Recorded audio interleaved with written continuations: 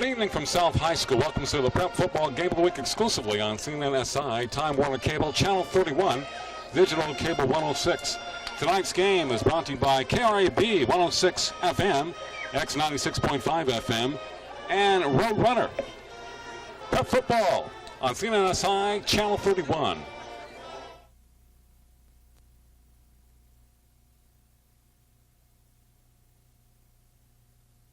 The all-new X96.5 plays in today's hottest music.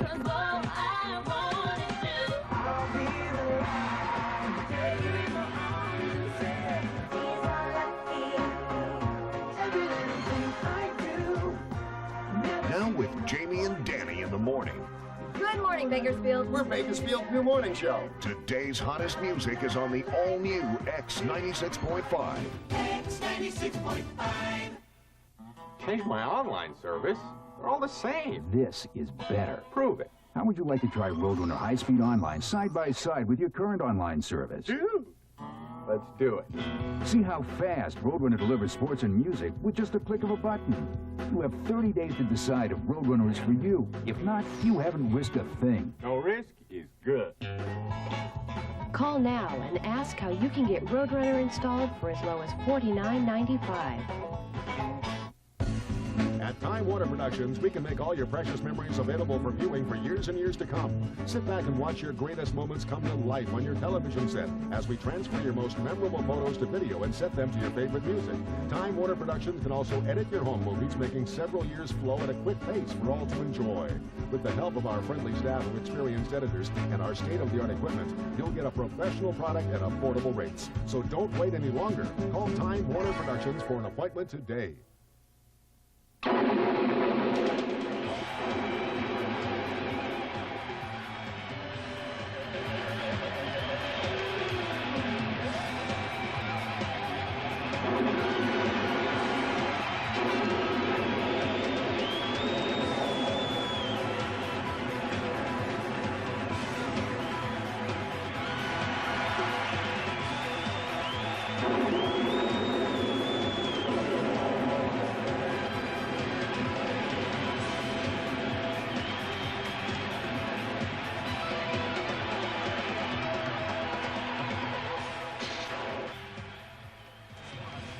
Good evening.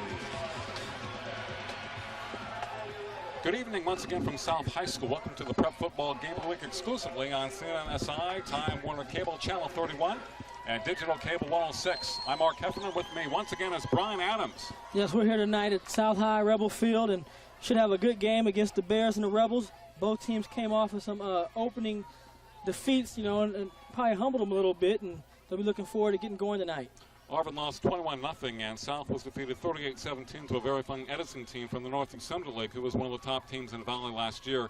Both teams had some problems defensively, but as we take a look at South High, who is playing at home tonight, James Kane, who I think is one of the top athletes in the area, is playing quarterback. He had over 100 yards, both running and passing last week, including a couple of touchdown passes to Larry Curvin, who is a fine wide receiver. Brent Yarborough returns a quarterback for Arvin this year, but he has a nucleus that is very young around him. Yeah, it's going to be very important for him to keep his composure, to keep those young guys focused as they go through the beginning part of the season. Tonight's going to be no exception. They're going to face a talented South High team who is very athletic and speedy. Well, Brian, you and I were talking about this prior to going on the air. East, Arvin actually has a very big offensive line. They have Matt Larry, who is over, I think, about 6'6", 315 pounds, and they definitely have a size advantage over South on the line, but South, I would think, might have the speed advantage.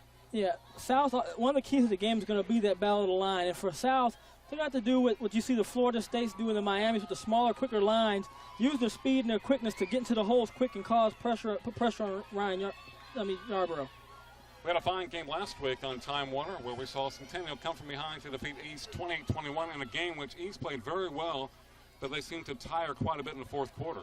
Yeah, we saw East, like the lack of depth kind of hurt them as we saw Centennial do what they've done all year long. That's continual pounding of a team, and that's their trademark. Well, East High had about 6 guys that were going both ways last week, and that probably played into that. But I felt, since it was the first game of the year for the Blades, I would have rested some of those guys on series earlier in the game so they'd be fresh in the fourth quarter. because Centennial just continues to bring in players off the bench, and you have some different guys that play in the last 2 quarters. Kickoff coming to the Arvin Bears, who are in red and white against the powder blue of South High from Rebel Stadium. These schools always play a very tough game. And many of the contests in this series have been high scoring and down to the wire. Yeah, and I think both teams, their defense have to come out to win this game. Both teams' offenses seem to be able to put up points. We'll be able to see whose team's defense establishes himself first. Talked about Yarborough coming back as a senior. Didn't have a real good game last week, 10 for 30 on the evening, which is only 33% for 115 yards. Cruz is a tailback, the fullback 5'11", 208, and Velasquez, a senior tailback of 5'7", 151. But usually Chuck Chamberlain, who's been there for a long time at Arvin, always seems to come up with some excellent skilled players. Pitch back around the right side. A nice gain across the 25 to about the 27-yard line for Velasquez. So Arvin trying to kind of feel itself early in the season. They lost Grider and some talented seniors last year, so it looks at this point to be somewhat of a rebuilding year, which doesn't mean a lot, but it's the second game of the year. And now they're going to see what they can do against South High. Arvin looked to be one of the favorite teams in the South Sequoia League this year, which I think will be a very competitive league from top to bottom. Garces to Hatchapee. Roscoe Shafter Liberty.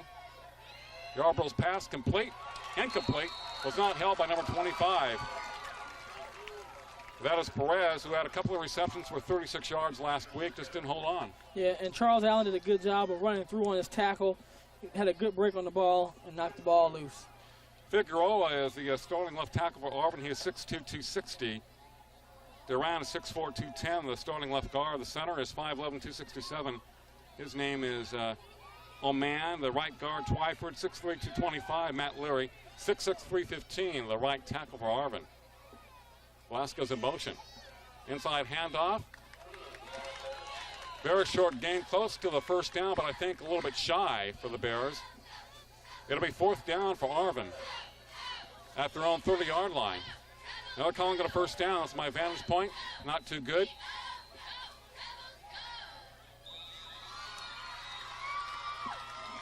South High defense against the Arvin Bears. 1st and 10 for Arvin in their own territory at the 30-yard line.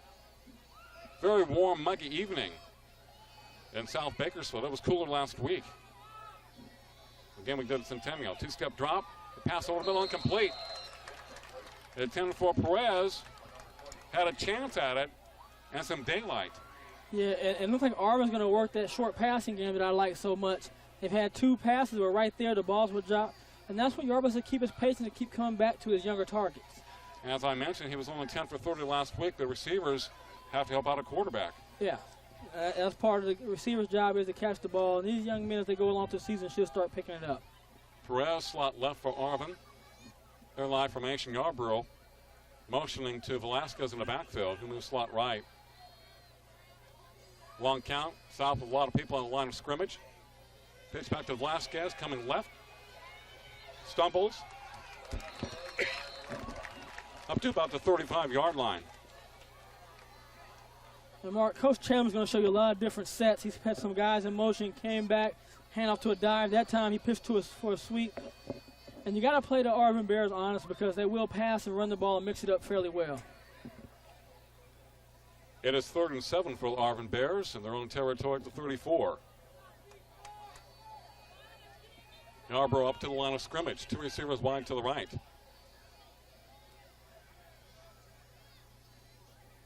Nice crowd at South High tonight. Rolling out to his right is Yarborough. Looking downfield, his pass is incomplete. Intended for Perez. 4th down for the Bears. Yeah, once again, Yarborough does a nice pass. He puts it right there. You know, the receiver just didn't bring the ball in. And right there, the coach is telling them, hey, you got to make that play. You got to make that play if you're going to play varsity football. Well, it appeared that Arvin should have had about 3 other receptions on that drive. To help out Yarborough. 4th and 7 for the Bears, 10-2 to play in the first quarter. Yarborough looking to the sidelines as he receives a snap. He has the punter. Line drive. Number 7 for South High slips out about the 33-yard line. So not much of a run back. The punt did not have what you would call hang time, but South takes over their own territory at the 33. South High and Arvin tonight on Time Warner Cable. Both teams looking for the first victory of the year, 0-1 to this point. And South trying to make it back among the elite teams in the Southwest Summer League. They had a very tough season last year, but they had a lot of young players, and I'm sure that they have matured during the course of the offseason. Yes, and they all returned back, so there were no holes to fill with this team. This team has to get the confidence they can win. Once they get that kind of confidence rolling, they're going to be a tough team in this division. I had picked them prior to the season now. I thought they would be one of the most improved teams in the area. James Kane, 4 for 19 last week passing for 134 yards, so he didn't have a good passing game as far as percentage is concerned, but he had a lot of yardage. He also ran for 127 yards and 17 carries. Last year when we saw him, he was a tailback for South High. And he had a marvelous game that game we saw, but, you know, he has a big play target in Larry Curvin, so he may not complete that many passes, but he's getting to a young man that has the ball in his hands that can go 80, 90, or 60 yards in one play. Probably just throws it deep to him. Looks for the big play. South High on offense, Aaron Curtis, the left tackle, is 6'2", 225, a junior. Freddie Beecher is 6 feet, 235, a senior. Center is Tyler Flynn, 6 feet, 215, will continue. Kane in the quarterback position. Gains 5, bounce off a couple of tackles, has a first down or more. Went back to pass, felt the rush, ran upfield, busted about 3 tackles, made some nice yardage. And that's just simply as an athlete being an athlete. You know, coach just calls and says, hey, you do what you need to do right there. He's going to break up the middle off the quarterback draw. And right here, he's just used to being a running back. He's going to run through some tackles. He's not going to be able to arm tackle this young man right here. You got to put some pad on him and hold him down like that young man right there just did. Well, again, we saw him last year. He broke quite a few tackles in that ball game. It took 2 or 3 guys to bring him down. Hand off to his fullback, number 40. And I think he has another first down to the Arvin 30-yard line. So South High using the power game early in this ball game tonight. Rebels with one of their linemen at 6'1", 6'2", 215 to 230 pounds. Overall, they don't have the size of Arvin, but they have more size on the right side. But the plays they're running are quick-hitting plays, so that those guys can fire off. They can neutralize the size of the Arvin Bears and other teams they play. Phil Gonzalez is 5'8", 250, the right guard. Another inside handoff and a gain of 4 or 5 yards to about the 24. Avery Rawls is 6'3", 265, the right tackle. You got Colin Shills, the tight end, 6'3", 235, so they have more size to the right of center than to the left. But James King, number 2, can definitely make things happen on the football field for South High.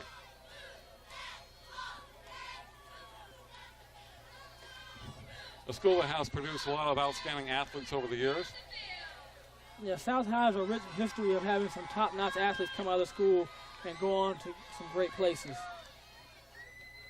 Really for a long time, a big rival, BHS. 20 feet to the outside, 15 to the 10-yard line, shows some speed. To the end zone, touchdown, South High.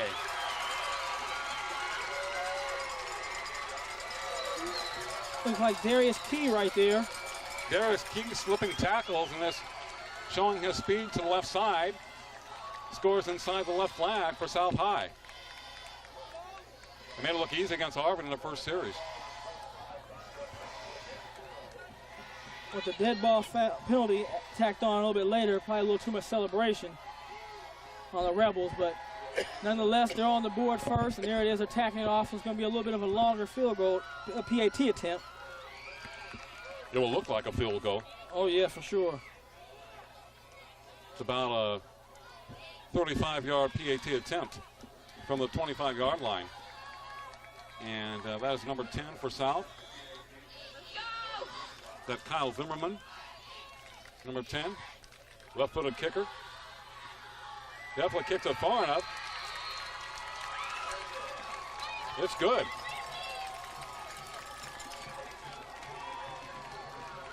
That's a long PAT. 35-yard PAT attempt is good by Zimmerman, who blasted it through the upright. 7-0 South High from Rebel Field. As we hear the Rebels yell tonight, Citizen Kane leading the charge for the Rebs. Yeah, he starts it off with the first run, and here we go right here. Here's Key going around the left side. Off tackle cuts up the field. And right now he's just going to use the speed.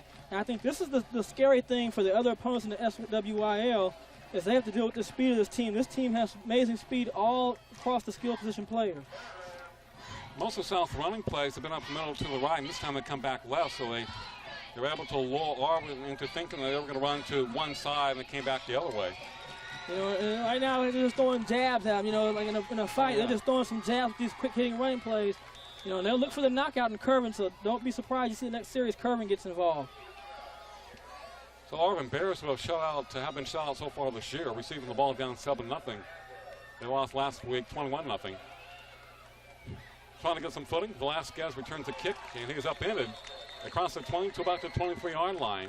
And here comes a late flag. A little extracurricular activity out there. Now I saw some shoving after the whistle. And the way some of the Bears are clapping, it looks like it's going to go against South High. And that's the second time something goes against them. You know, those kind of penalties are you can try to avoid. That's just keep your composure. And the coaching staff's going to talk to these young men and get that under control. Already after they scored the touchdown, they had a penalty. Now a penalty here after the kick. And South has everything going their way early in this ball game. No reason to give Arvin a couple of gifts and allow them to get back to the ball game. You know, exactly. I mean, it's not like they've been really stopping the Bears in that first series. They just had some drop balls that really cost that series. Well, the Bears need a couple of breaks to get them going, and you don't want South High, if you're a Rebel, to give them that opportunity, that chance. If you have a team down, keep them down. Yarborough, the quarterback for Arvin, second year, a senior, looking things over. There's a couple of receivers to the left.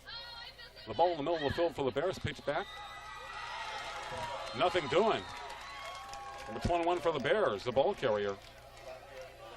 And there's Lafayette Webster. He's getting that penetration. That's what they're going to have to do to neutralize that bigger line is use their quickness and speed and get some penetration and cause the running backs to cut up back to your support. Juan Hernandez, number 21, had nowhere to go for the Bears. And he loses about 5 yards, 5 or 6. Second and 16 for Arvin. Deep pitch. Great penetration by South High. 7:40 to play in the first quarter, 7-0 in favor of South High. Pitch back. Gonzalez again. Tries to break to the outside. Horseshoe tackle. And he loses more yardage. Number 14 with a tackle. And there's Tyrone Bailey, 7, stepping up.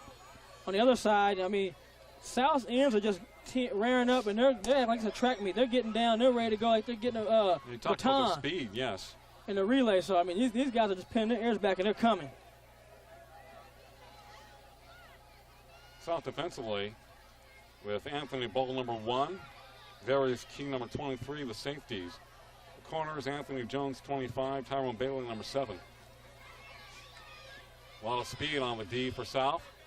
And their DBs are playing the receivers for Arvin about 2 yards back. Very tight man-to-man pressure, basically. Yarborough to throw. Flushed out of the pocket, goes to his right, 30, 35-yard line. Stays on his feet. At about 4 or 5 yards shy of the first down mark. A nice run by Yarborough. Yeah, left defensive end lost contain on that play, but you can still see the speed of the Rebel defense. 4 guys were in good high pursuit, and we're closing down on them. So this Rebel defense can really move. They're going to be causing some problems. Still is 4th and a long 8 for Arvin. And Yarborough will be punting once again for the Bears from his own 25, 26-yard line. So he was able to get back some yards, but not all of it.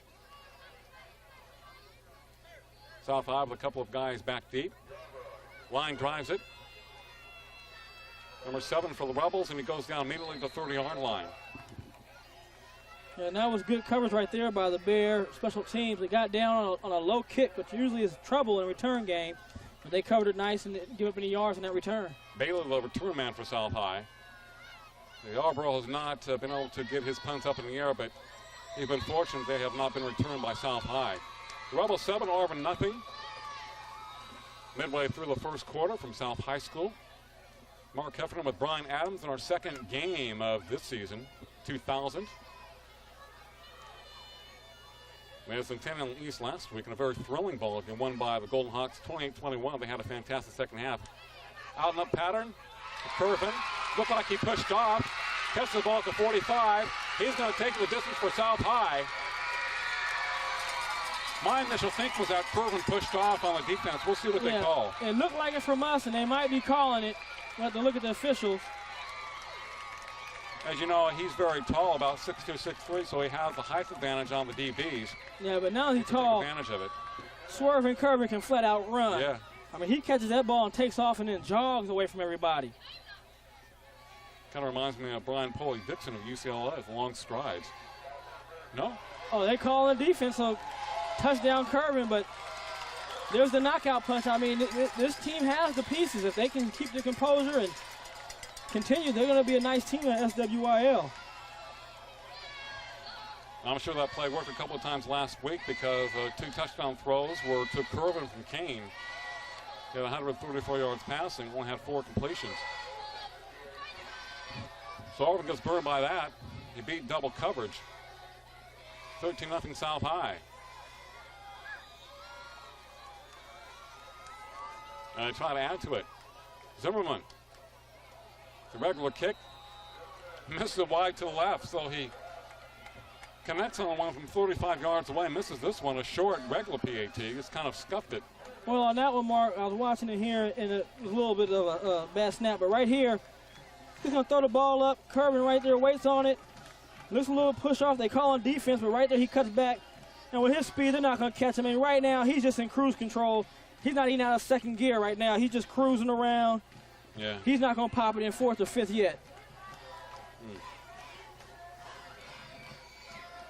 Unless they called somewhat of a face guarding play, Nick Lopez number 3. That's all I could figure it out. Yeah, as a defensive back, that's a tough call to take. You know, look from our vantage point that Arvin pushed off on him, but it's what the referee calls. Yeah.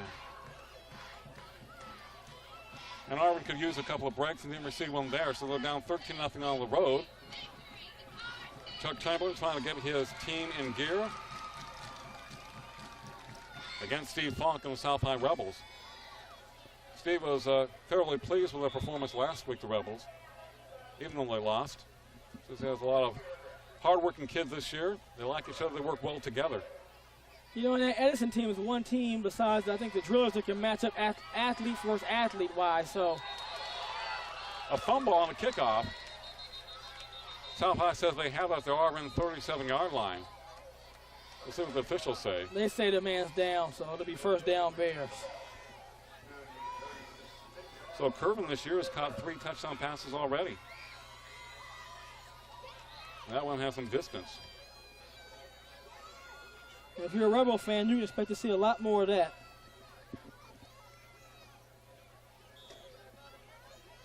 Arvin High down 13-0. Brent Yarborough bringing his team up to the 35-yard line. Receivers to each side, split back formation.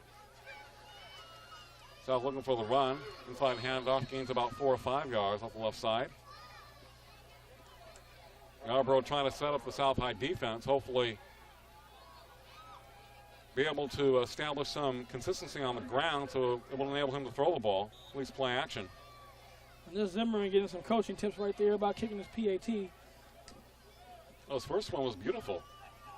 Well, the second one, the snap wasn't that good of a snap, and the holder kind of messed around with it, so. That makes a lot of difference. 2nd down and 5 for Arvin. Velasquez hit in the backfield and drop. There's a flag at the line of scrimmage. Velasquez, number 1, the ball carrier for Arvin. And we see flags down there. You know, and there's an example of Velasquez, a smaller guy, but he just darts in. Wave it off. Darts in before the big lineman can get to him, and he makes a play in the backfield. So that's a great play. There it is right there. South Orleans has had great penetration early in this ball game. And, you know, you're going to have trouble running to the outside against them. Yeah. Because of their speed on the corners. And that's what this team's going to have to do. They're going to have to use their speed and their quickness to beat people on defense. But right now, they're playing a great defensive ball game. 3rd down and 4 for Arvin. Yarborough. Velasquez in the backfield, hit and dropped at the line of scrimmage. A play that takes a long time to develop. You know, and there's Zach Moore right there with a big hit, and they're punting again. You know, in the first 3 series, this South High Rebel defense has come out and established themselves with getting that penetration. So you might want to stay away from these delay kind of plays because they're getting so deep so quick. Zach Moore, number 40, Pat Davis, number 50, the linebackers for South. And we have Ismail Arredondo, Brady Beecher, Jermaine Allen, Lafayette Webster on the line, defensive line for South High. A little longer punt for Yarborough, but takes a South High bounce back to the 34-yard line. So South has started all 3 of their drives inside the 40-yard line, but they've come up with some big plays against Arvin. Last time, the out-and-up pattern from King to Larry Curvin. Caught the ball amidst 2 defenders, went the distance. Then, of course, the other time, they primarily did it on the ground, just utilize their speed against Arvin. That gives you a lot to think about as a defensive coordinator now. What are they going to do to me? They ran the ball down the last time. Now they passed one play. So, I mean, that gives you puts a lot on your mind. King on the first run of the game reminded me quite a bit of James McGill a couple of years when he was at BHS. His best play was going back to pass, running off of that. Here's McCain. Showing some great balance. A nice tackle by number 30 for Arvin. Yeah, they did a good job on a man that really is tough to tackle. That's Michael Chirez, number 30 for Arvin. Did a great job tackling him. King does a great job of keeping his feet away from the defender. Yeah. You know, he's about 5'10", 200, built low to the ground with extremely excellent balance. The same type of build as Barry Sanders, actually. Very stocky. Put on, I guess, about 15 to 20 pounds from last year. They listed him at 180 last year as a sophomore. Yeah, you can tell he's definitely done some work in that weight room. Now, once again, they hit him with that quick dive play, and that's good for another 4 or 5 yards. So South High's doing a real good job of mixing up their play calling. Bones a ball carrier for South. Third and a short 2 for the Rebels. And they're across the 40-yard line, the 42 against Arvin in their own territory. 13-0 South. 3:20 to play in the first quarter. Larry wide right for the Rebels. King quick hitter, and they have the first down and more. To Bowen across midfield to the 45-yard line in Arvin territory. Seeing that right side, that's where they're a little more size in their offensive line. And there it is, a quick hitting dive right there. Now he's going to put his head down and run hard. And we're going to have some good downfield blocking by the receiver as well. So South High is showing some good coaching right now. The kids are doing what they've been taught, and they're executing.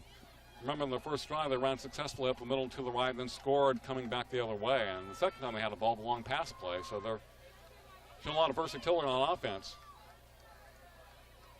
Running back hitting the backfield and leans forward for about a yard or 2. Looked like Kane was going to pitch it left. So they're showing a lot of looks to Arvin, and I'm sure it's confusing the Bears defense quite a bit. Oh, yeah, that's what you want. That dive's been really flowing real well. See if they can stop it a couple times. That's the first time Arvin's been able to stop it. So they start concentrating on that dive and stop it, and he's going to keep that ball. Now he's a double threat. He can run it or pitch it. Zach Moore, fullback, 5'10", 185 pounds. A junior for South. Double slot. Kane calling signals.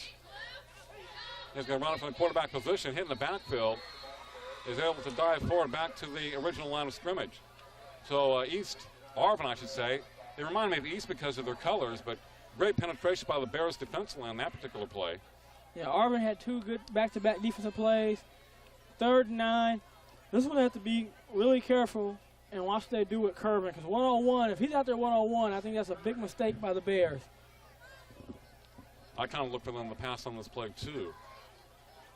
A 3rd and 9 for South. 1-2-2 to play in the first quarter. Kane sprint out left under a heavy rush. Hitting the backfield, breaks away. Pass complete to 24. Has a first down and more. Stays on his feet to the 25-yard line in Arvin territory. Wow, James Kane make things happen in that backfield. Yeah, we saw Padilla do it last week, and now we see Kane do it. These quarterbacks, and they're all modeled to Michael Vicks and the players you see today in the NFL who are able to run the ball and pass the ball. It's just really difficult to get that pressure and sack them. 1st and 10 for the Rebels in Arvin territory at the 25-yard line. Curvin wide left. Can't look in that direction. Curvin is open. The pass floats out there, knocked away.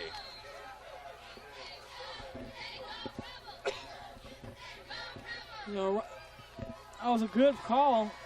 At wide, that corner is going to be open like that. If they're going to play that cover 2 with the man pressed and the 2 safeties back, that outside to that corner, that first part of the end zone is going to be open. The thing is, can Kane get the ball out? More of a dart on trajectory, not a balloon, so much of a balloon throw. And right there, the young man knocks it down, and that's really an opportunity he missed if he could have picked that off. Jesus Vasquez, number 29 for Arvin, making the play. 2nd and 10 for the Rebels. Kane looking right. Flips it over the middle to the tight end, incomplete. It was tipped at the line of scrimmage. So the Bears getting tough on this particular series of downs against South High.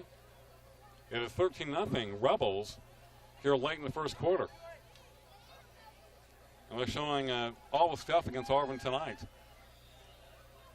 You know, and it's just not for Arvin also. It's also for the other teams in the league to start thinking, you know what, we have to defend a lot of different types of sets and plays against this team. Well, when you're a team that is blessed with a lot of speed, you can really cause havoc for the defense. Kane setting up a screen over the middle of Curvin. Look at that speed. So 10 to the 5-yard line. Curvin caught that ball at the 20. Seemed to just kind of prance through the defense. Yeah. And Coach Falk really right now is blessed with the same type of situation that you see a lot of the powerhouses of great traditional driller teams have. Is that ability to, you're looking like it's in trouble, you're 3rd and 10, you can throw it to a great athlete like Curvin, and here he is. Looks like he should be tackled, but this kid's so fast, he runs right away from 2 guys and almost scores a touchdown, 1st and goal. Initially, he looked for Zach Moore to the right. Came back for some of the inside screen to Curvin. Yeah, that was designed the whole way. He was never throwing the ball to Zach.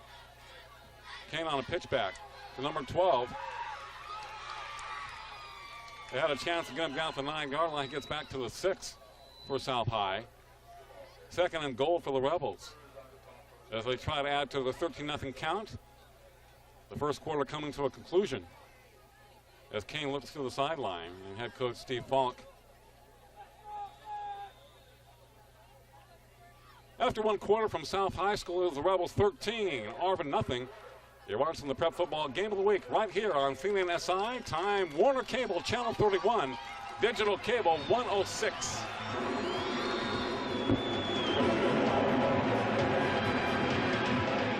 10 of the nation's top monster trucks, including Bigfoot, Monster Truck, and Barefoot. Come to the nation's home of truck racing, Bakersfield's Mesa Marin Raceway. It's the 3-way Chevrolet Extreme Monster Truck National, September 15th, 16th, and 17th. Check out these 1,500 horsepower monsters, battle side by side on one of the biggest courses in history. Plus Thunder trucks, along with the Super GT motorcycles for 3 huge days of motorsport competition. Get tickets at all 96 locations. Stop by your local Carl's Jr. to get your family night coupon, good for half off your child's admission for the 3-way Chevrolet Extreme Monster Truck Nationals at Mesa Marin Raceway. Bakersfield's 3rd annual Music Fest is back, and better than ever, with 10 of Bakersfield's best local bands live on stage for a day of music and fun. Sunday, September 17th. Great food, kiddie rides, clowns, and more, all at one huge family festival. Buy your tickets in advance for just $7, and Cool Quencher will buy your first drink. And here's the best part, your kids get in free. That's right, kids 12 and under get in free at Music Fest 2000. Sunday, September 17th at Strandler Park. Sponsored by Budweiser, Pepsi, Mega 104.3, KGEO 1230 AM, Family Motors, Cool Quencher, PartyBroker.com, Zippers, and Time Warner Cable.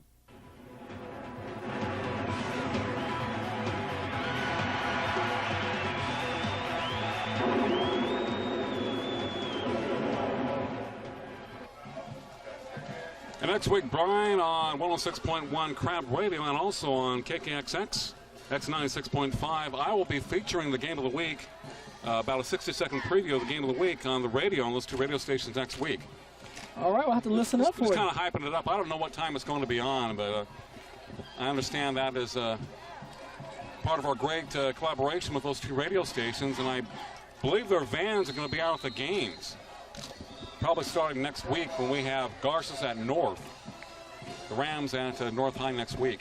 Well, I think the more exposure these young athletes can get, the better off they are. You know, we live in the age of great media exposure, and these guys should they work hard all summer. They should be able to be seen on TV. No, man, it got to be hip because Crab Radio is hard rock and X96.5 is hip hop, so I have to make it sound hip. Only about 60 seconds. We might be in trouble, Dan. Okay. I guess this will have to make it sound. That's the audience we're looking for as James Kane takes it from the backfield. You know, I was talking about Larry Curvin, reminded me very much like Brian Pulley-Dixon of UCLA, who was hurt last week. He had a hamstring problem, and the Bruins definitely missed him against Fresno State. He has those long strides, and he's a game breaker. When he's not on the field, we know that he's not out there. Yeah, I mean, there's no team in the country, whether it be high school football or college football or pro, if you have those kind of special players that have the ability to bust a 90, 80-yard run, 60-yard play at will, when they're missing, it takes away from your ability to be that big-time threat. Ken looking towards the end zone. His pass complete to Curvin. Touchdown, South High. And Larry has had 4 touchdown receptions already this year. And we're just in game 2. 2 last week and 2 tonight. I'll tell you, that pass play right there, Nice Kane pass. couldn't throw in a better pass. He didn't lob it, so it had so much air. It wasn't a dart. It was thrown right in the middle. It was thrown to the far outside where only Curvin can get it. And, I mean, that's just a perfect pass. And who said Kane can only run the ball? Well, he showed last week that he's going to pick up yardage passing the ball. The question is how accurate is he going to be? And we didn't see the game last week, so I don't know if there was pressure that caused him to be off or what. 2-point conversion is good. To number 7 for South High. He looked very much like Larry Curvin. That is Tyrone Bailey. So they're using all the weapons against Arvin. Positioning people all over the field. Arvin is really having a tough time guarding the speed of South High this evening. Yeah, and again, versatility. He does another beautiful pass where he's throwing to only his receiver can get it. If his receiver can't get it, it's an incomplete pass. So those are 2 good passes that you've seen from Kane, which are really difficult passes. It's the pass you see that most quarterbacks struggle with. Here it is right here. He opens up and throws it to the outside. Right here, it's going to be over the left shoulder of Curvin. It's out towards that back pylon. I mean, that's just a perfect throw. You know, the defensive back wasn't too close, but even if he was close, Curvin could have still held his body and shielded the defensive back off from the ball where only he could have got it. That's where the size of Curvin really comes in handy. He's got excellent size, great hands, and he can weave under the football.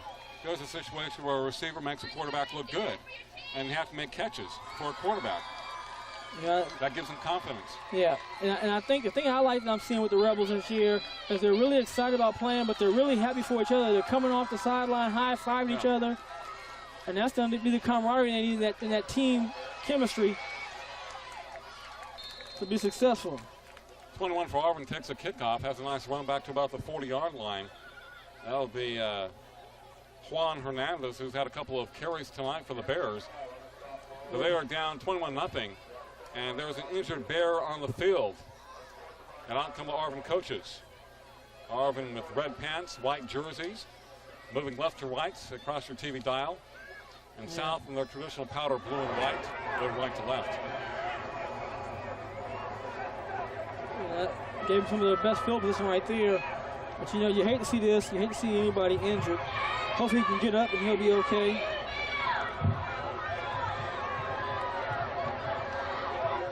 You know, Brian, the high school football game of the week airs right after each week's selected matchup. Every Friday night at 10 o'clock and every Saturday morning at 10 a.m. on CNNSI, Time Warner Cable Channel 31. I know a lot of people that said they've already tuned us in. They checked out the game last week. They said they loved it. Oh. They loved you. They want your autograph. Oh, no. They already know me.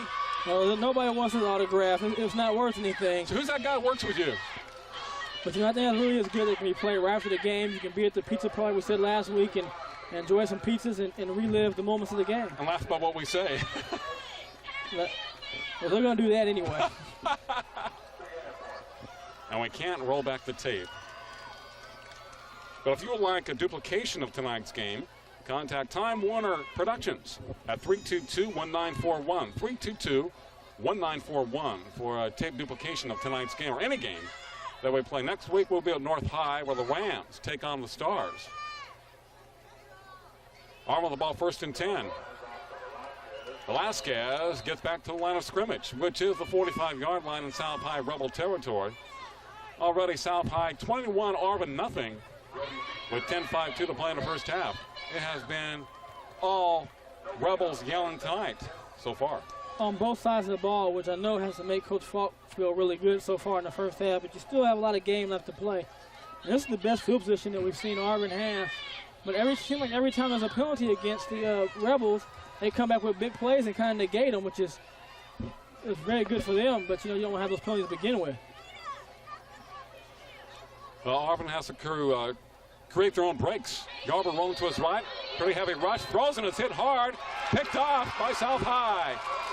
The 50-yard line. That is Pat Davis. And the pressure on Yarborough caused that INT. But now Yarborough's down. Here it is right here. You're going to get the pressure. Oh, a good hit right there as he applies the pressure. Interception. Big play by the Rebel defense. And, right now the Rebel defense is just as dominant as the Rebel offense. Well, Brent Yarborough is a very key player on Arvin's team. He is a safety and a quarterback and a 2-year starter. And he is trying to make something happen out there. So they rushed him heavily from both sides and whacked him just as he unloaded that pass. And that really made the INT for Davis. He was in the right place at the right time. But he got slapped around, whacked very hard. He's still down. Yeah, this is going to be a tough hit right here. You can see he's rolling out to his left. South High's going to get some pressure. Good pressure by the Rebels, and here comes up the middle and just runs and drives through them. It's not a dirty hit or anything like that. That's just how you taught to play football. And Yarborough's getting up, and he's a tough kid, so hopefully he'll be okay. He'll shake it off and be back out there. He's about 6'2", 6'3", 175 pounds. Like I said, he plays both ways for Arvin. 2-year starter. I believe he'll be okay, just shaking up just a bit. But it's South High ball at their own 40-yard line. And the Rebels have made all the plays tonight, on offense and defense, as they call a timeout. I talked about the fact that Coach Falk told me that he felt this Rebel team was very close, a very close-knit club. And that's what he liked about them. They held together last week despite the fact they lost by about 21 points to a very good football team, but they have high expectations for this season. I think that's what they're going to have to do. They're going to be in a league that might take a couple of losses to win that league. You're going to have some good teams in there. Centennial, they're the top dog until somebody knocks them off. So it's going to be a hard-fought battle over there. So they're going to have to, stay together no matter if they lose a game or they win a game. But they definitely have the pieces to be successful. And you have Stockdale, you have North, and improved West Club, South High. We'll see what happens during the course of the season. Think about some of the other clubs besides Centennial. By the time they get into league, they've had some key injuries and they're weaker. Centennial tends to stay strong throughout the course of the year because they have so much depth. They don't drop off a lot. Almost too deep at every position. Kane. They force him to go backwards. Now he comes across the line of scrimmage, puts his head down, gains a couple of yards. He was to pass it to Moore going deep, flushed out of the pocket, running for his life, picks up 2 or 3 yards. They make something out of nothing. Once again, you see it, like you said, something out of nothing. He's back there, look like a 10-yard loss. Next thing you know, he's got 3 or 4 yards. So, you just can't put anything on a great athlete like that. He's just so tough to stop. Even though he's passed the ball very well tonight, he's most dangerous when he carries the ball.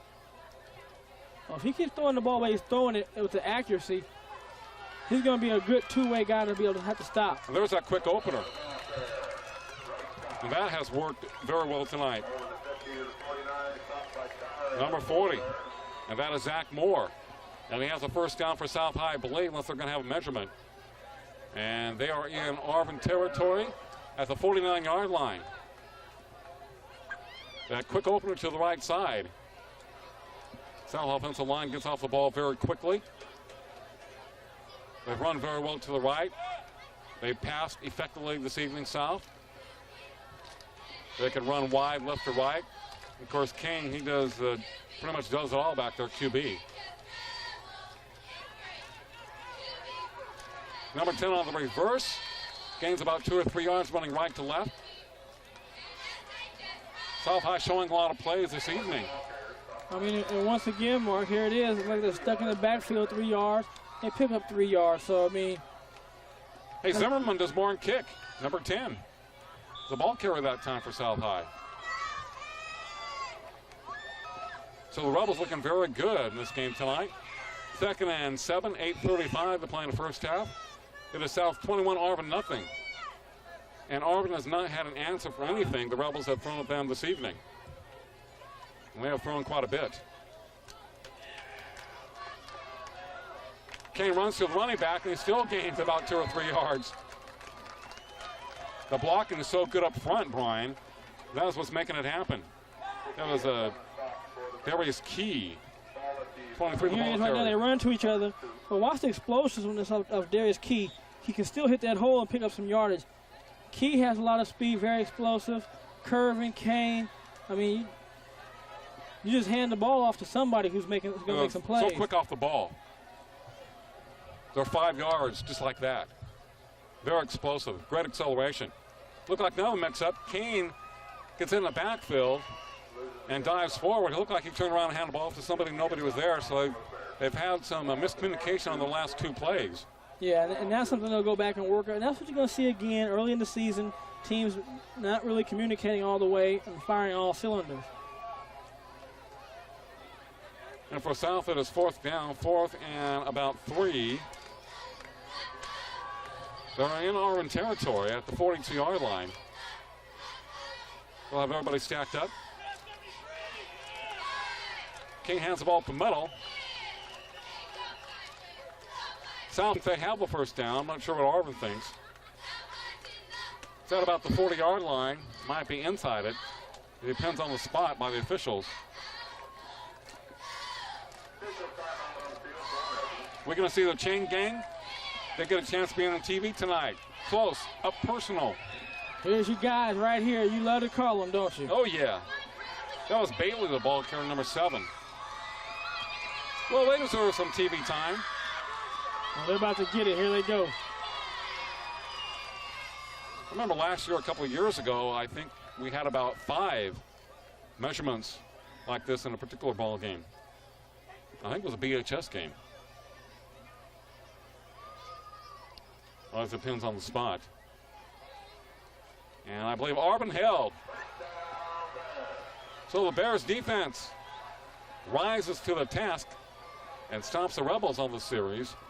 Arvin will take over at their own 40-yard line.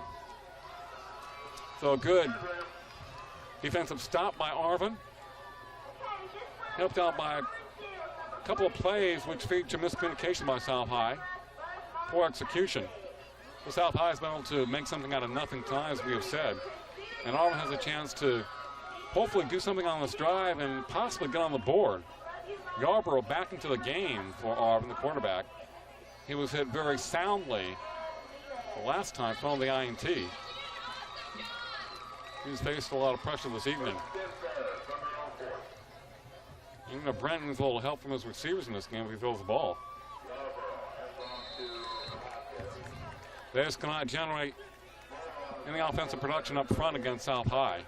No, and you thought, people with that bigger offensive line, they might be able to move these guys out a little smaller, but these guys are so quick. They beat them to the ball. They just beat them to the gaps, and they're just causing havoc in the backfield. I mean, we're seeing these running backs getting hit time and time again in the backfield. But not only is it important for Arvin to get a drive to score, but to get the defensive rest, because they're going 3 and out, interceptions, and that defense is going to be very tired next time the South High Rebels get the ball. Yarborough, a 2nd and 10 situation for Arvin. High formation, looking to his left. Throws it over the middle, almost picked off. Looking for his tight end, but threw it into a number of powder blue jerseys for South High, who was very fortunate he did not suffer a 2nd pick of the night. Yeah, Darius Key did a great job right there, just playing underneath and just being an athlete, jumped up and knocked the ball away from a taller receiver.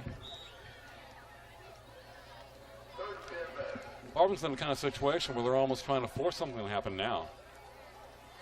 6:25. 3rd and 10 for the Bears. Split backs. Behind Yarborough. Looks to his left.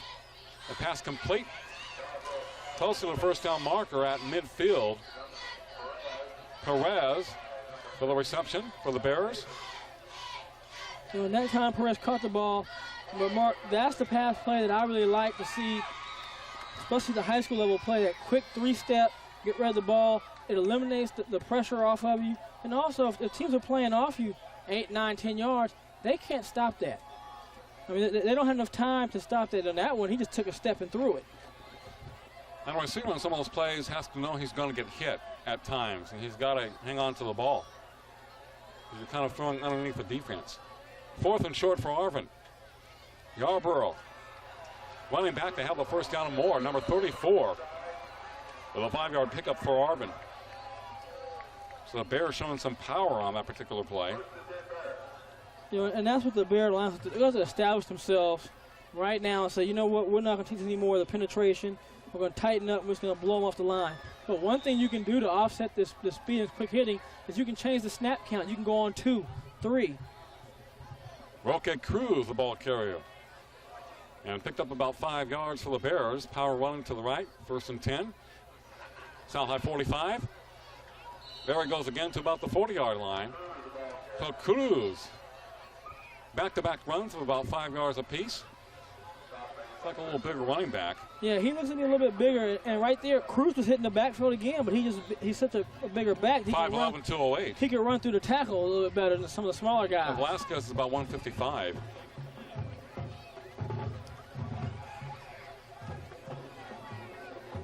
Martinez in there, fullback is 6'2", 200 for Arvin. Cruz again hit immediately and thrown back. So Arvin trying to pound it up the middle against South High.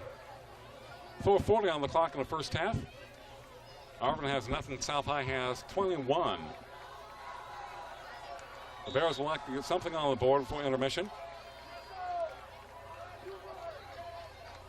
South High's been a dominant team so far this evening. And the good thing about this drive, they're eating up clock. The defense is resting. You know, that's probably the best defense to keep this offense off the field. Play action, here it comes. The pressure from behind. Yarborough throws it incomplete.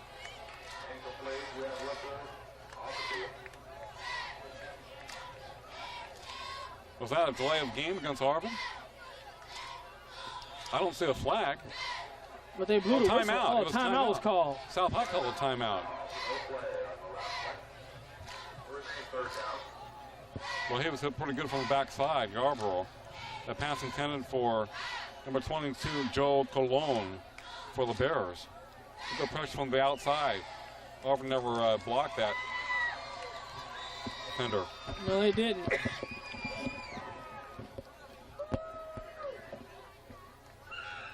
There's some South High students enjoying the game.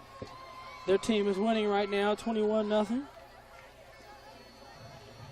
And we have Garces at North next week. CNNSI, Time Warner Cable, Channel 31. Garces pounded North last year, had a big game. Of course, the Rams were blessed with a lot of talent the last couple of years.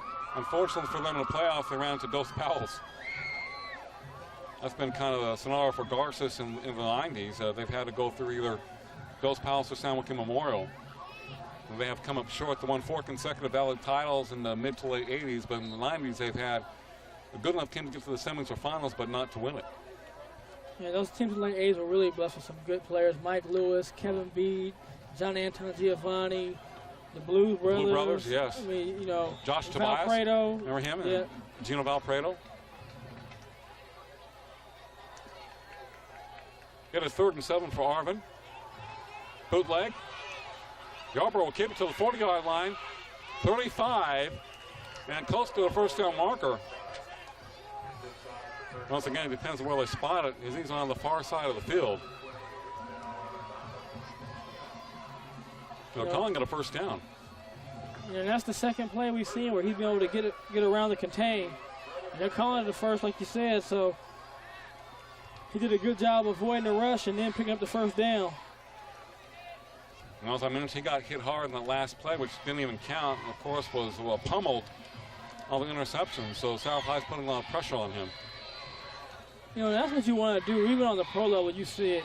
Quarterbacks who are 10-year veterans, you know, you can get a little gun shy still when you're getting hit enough. Early flag. Might be against the offense. Arvin says it's against South High. But nobody wants to admit to the penalty flags against them, but Yarborough's pointing in the direction of the Rebels, who are offsides. So Arvin will take those 5 yards. South High getting a little antsy on defense. 3:41 to play in the first half, and the Rebels lead 21-0. Arvin on the move for their really first touchdown drive or scoring drive of the night. Yeah, and that's exactly why I would put the count on 2 at least once. because of how quick and antsy they are. I mean, they're really have their look. They're pinned up. They're like they're getting ready to run. Have a foot race on the defensive line. 10 of their players are within 4 yards of the line of scrimmage. Cruz picks up about 5 yards. He gets past that initial 10. He may go the distance. He has the safety back for South High. The other 10 guys are within 4 yards of the line of scrimmage. Amazing. He might make it with 20 yards, but if he had a lot of field to go, there's about 2 or 3 guys in the South High team that catch anybody out here. He's more of a power runner. Second and short for Arvin. High formation for Yarborough and company.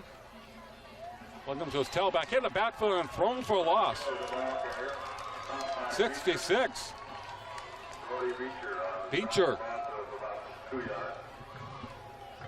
And here he is right here. I mean, there's 9 guys packed in there, and they're just coming right now. They're just saying, you can't block us, we're going to come. And if you're going to beat us, you're going to beat us by us missing a tackle. But they're just, all 9 players are lined up inside the box, which is about 9 yards in between the hashes, 9 yards deep.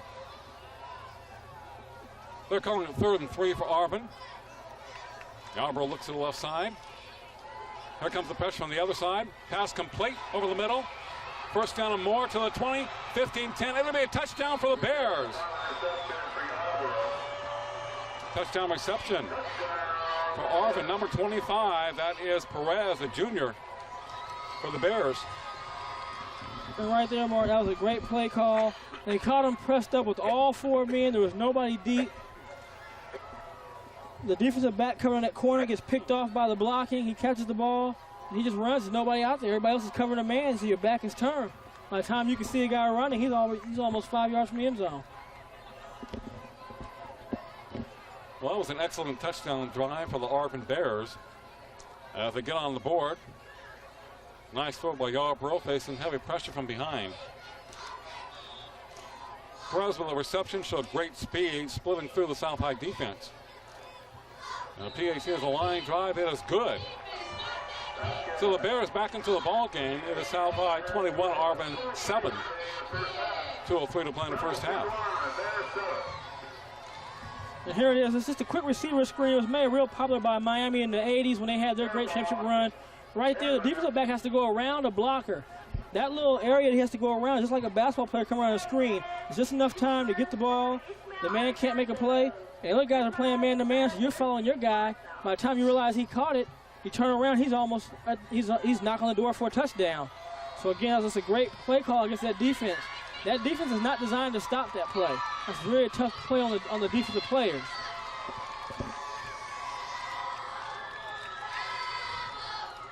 Just like that, Arvin's only down by 14 points, 21-7. Well, if they can stop South from scoring any more here in the first half, it should give them some confidence as they go into intermission. And they chewed about 5 minutes of clock, which gave their defense really more like a 10-minute break, because the defense was really tired and worn down. So now they get a chance to come against a South High offense who, except for one series, to be able to do pretty much what they want to do. One way to stop James King is to keep the ball away from him.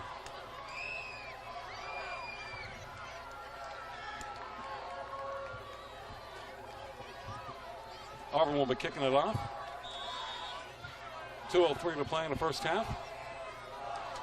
The Bears have 7, South High has 21. But South has dominated this game so far. Line drive kickoff. Comes to the Rebels. Number 11. Almost with a face mask there.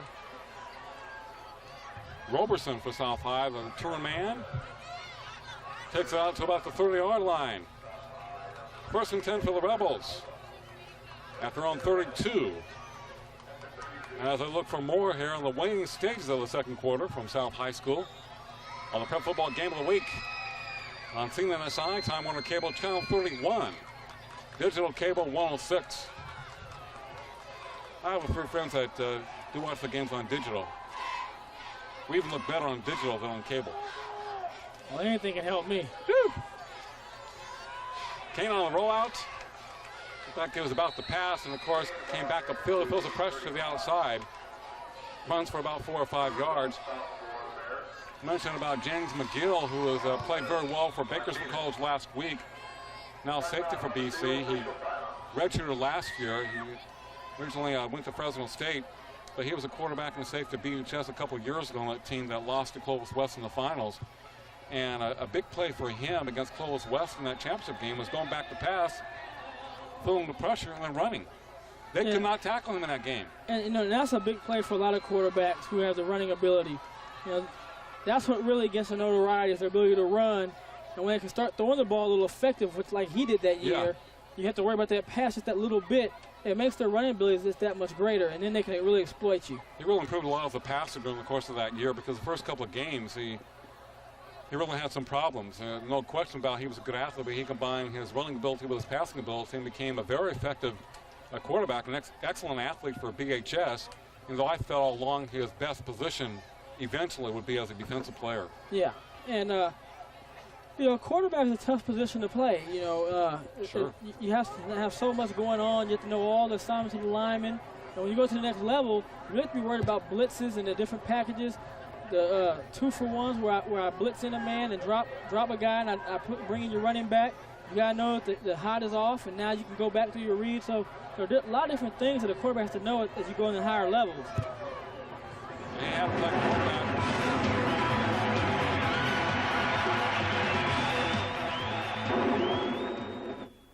The all-new X96.5 plays in today's hottest music.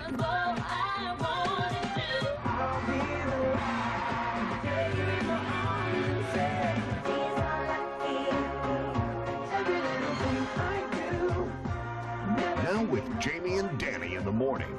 Good morning, Bakersfield. We're Bakersfield's new morning show. Today's hottest music is on the all-new X96.5. X96.5.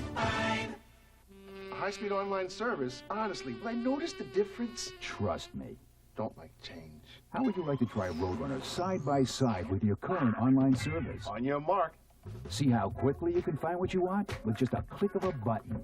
You have 30 days to decide if Roadrunner is for you. If not, you haven't risked a thing. Oh, yeah, it's for me. Call now and ask how you can get Roadrunner installed for as low as $49.95.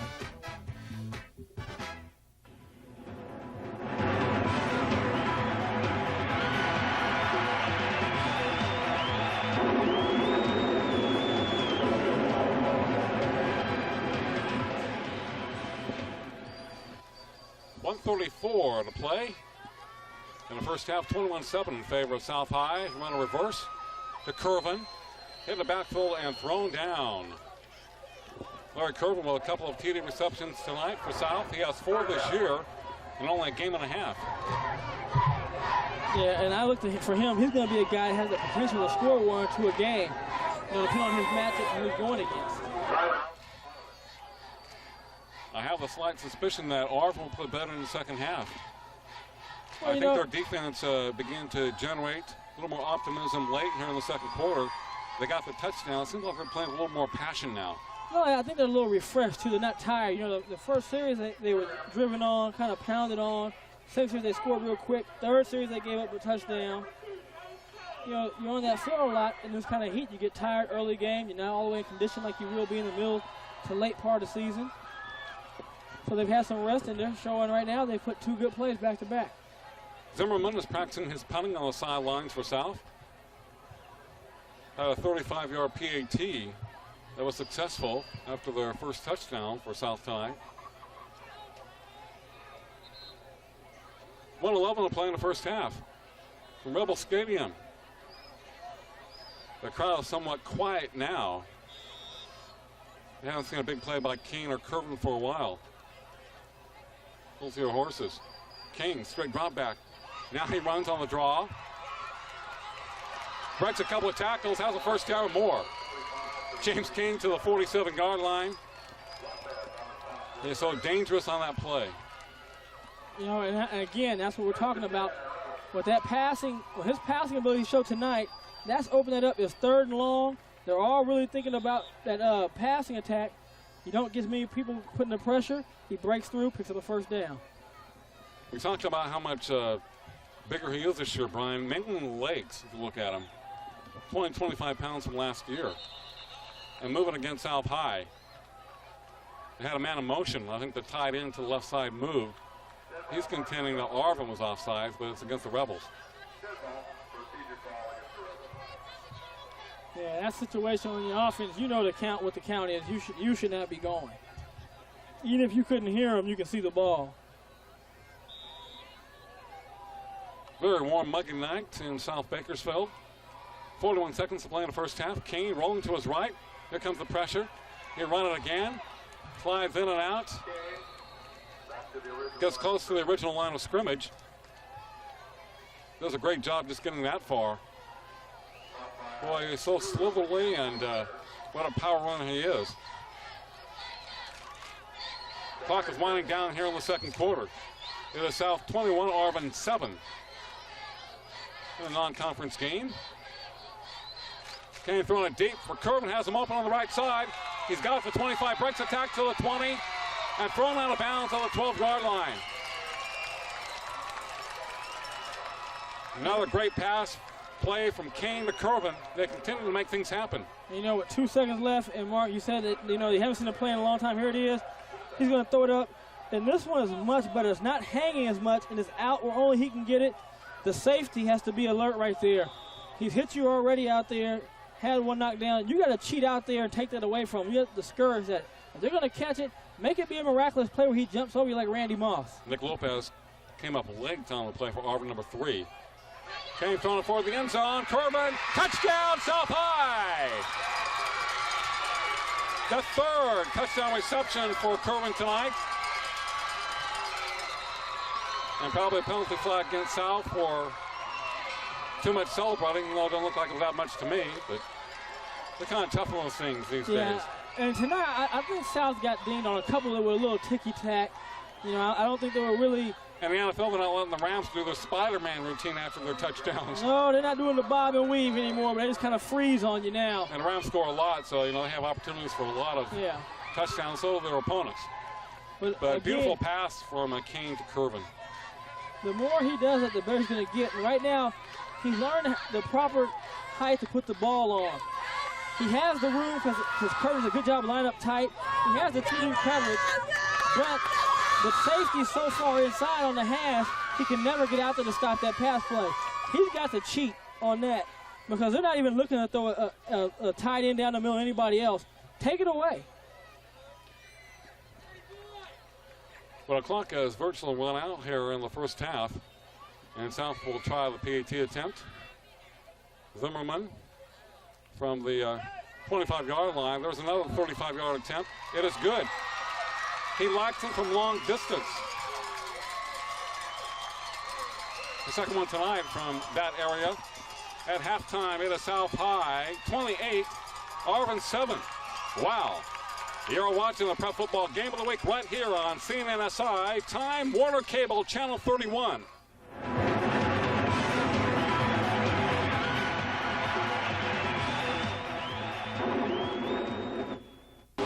Nation's top monster trucks, including Bigfoot, Monster Truck, and Barefoot. Come to the nation's home of truck racing, Bakersfield's Mesa Marin Raceway. It's the three-way Chevrolet Extreme Monster Truck National, September 15th, 16th, and 17th. Check out these 1,500 horsepower monsters battle side by side on one of the biggest courses in history. Those Thunder Trucks, along with the Super GT motorcycles for 3 huge days of motorsport competition. Get tickets at all 96 locations. Stop by your local Carl's Jr. Get your family night coupon, good for half off your child's admission for the three-way Chevrolet Extreme Monster Truck Nationals at Mesa Marin Raceway. Bakersfield's 3rd annual Music Fest is back, and better than ever, with 10 of Bakersfield's best local bands live on stage for a day of music and fun. Sunday, September 17th. Great food, kiddie rides, clowns, and more, all at one huge family festival. Buy your tickets in advance for just $7, and Cool Quencher will buy your first drink. And here's the best part, your kids get in free. That's right, kids 12 and under get in free at Music Fest 2000. Sunday, September 17th at Strandler Park. Sponsored by Budweiser, Pepsi, Mega 104.3, KGEO 1230 AM, Family Motors, Cool Quencher, PartyBroker.com, Zippers, and Time Warner Cable.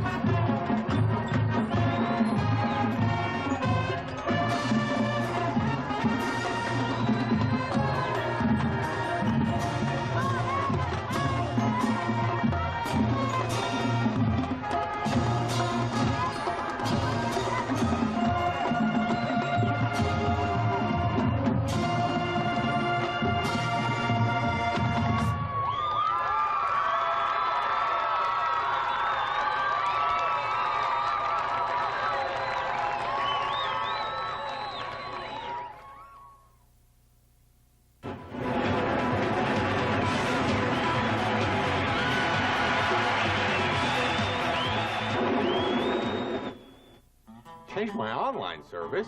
They're all the same. This is better. Prove it. How would you like to try Roadrunner High-Speed Online side by side with your current online service? Dude, let's do it. See how fast Roadrunner delivers sports and music with just a click of a button. You have 30 days to decide if Roadrunner is for you. If not, you haven't risked a thing. No risk is good. Call now and ask how you can get Roadrunner installed for as low as $49.95. The all-new X96.5 plays in today's hottest music.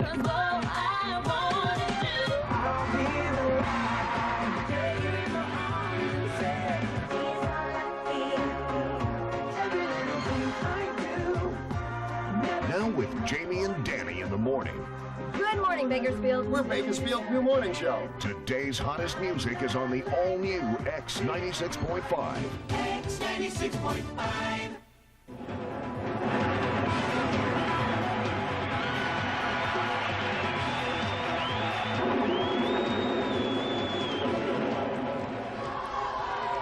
And the score at halftime from South High School, the Rebels 28 and the Bears of Arvin 7. Mark Heffernan with Brian Adams. James Kane and Larry Curvin had hooked up for 3 touchdown passes in the first half. But a brilliant game for both of them. Arvin finally got on the board before the halftime to hopefully gain some confidence as we head into the second half. But basically South High, as their diversity and their speed have been too much for the Bears tonight. Yeah, it's pretty much been on both sides of the ball. Curvin and Kane have set the tone on the offense. And then the defense, that front 7, they're getting so much pressure, they're making tackles in the backfield. They've done it all night long. And all the Bears scored to make it 21-7 with about 2 minutes to go in the first half. And then South High came right back with a couple of big pass plays for Curvin and somewhat broke Arvin's back.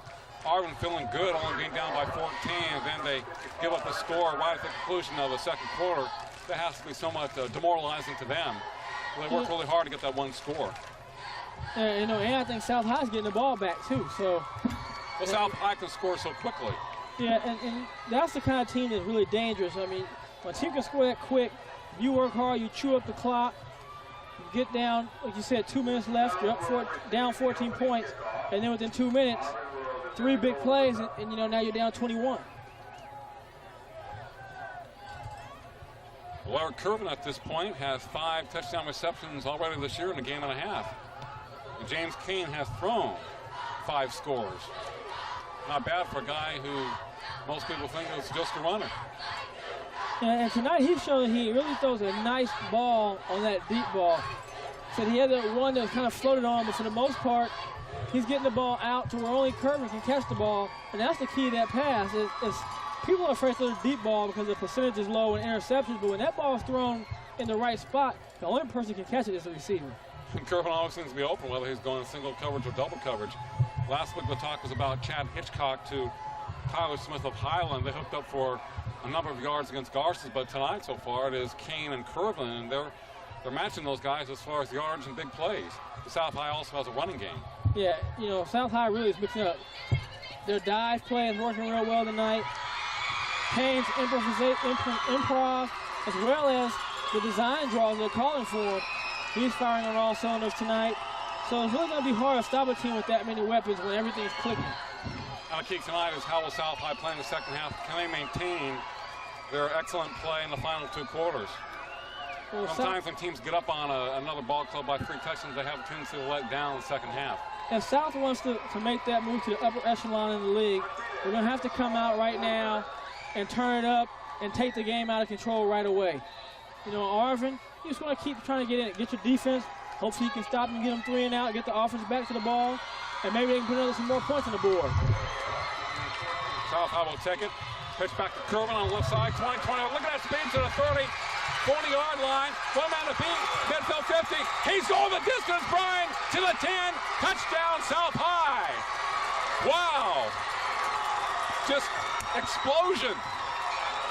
The offense is not going to get a chance to come on the field. And that's what I'm talking about the speed of this team. That's what reminds me of the BHS team. And I saw some highlights last week on my TV when I got home. And that speed that they have. And South High has that.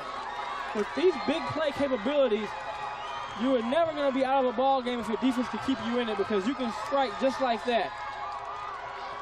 What a brilliant lateral to Larry Curvin. I was watching him, the way he was just racing past the defenders on the special teams. A long stride, just gliding past everybody. What a beautiful runner. You know, right now, Swerve and Curvin is doing a little serving on the Arvin Bear defense. Wow. Swerve and Curvin.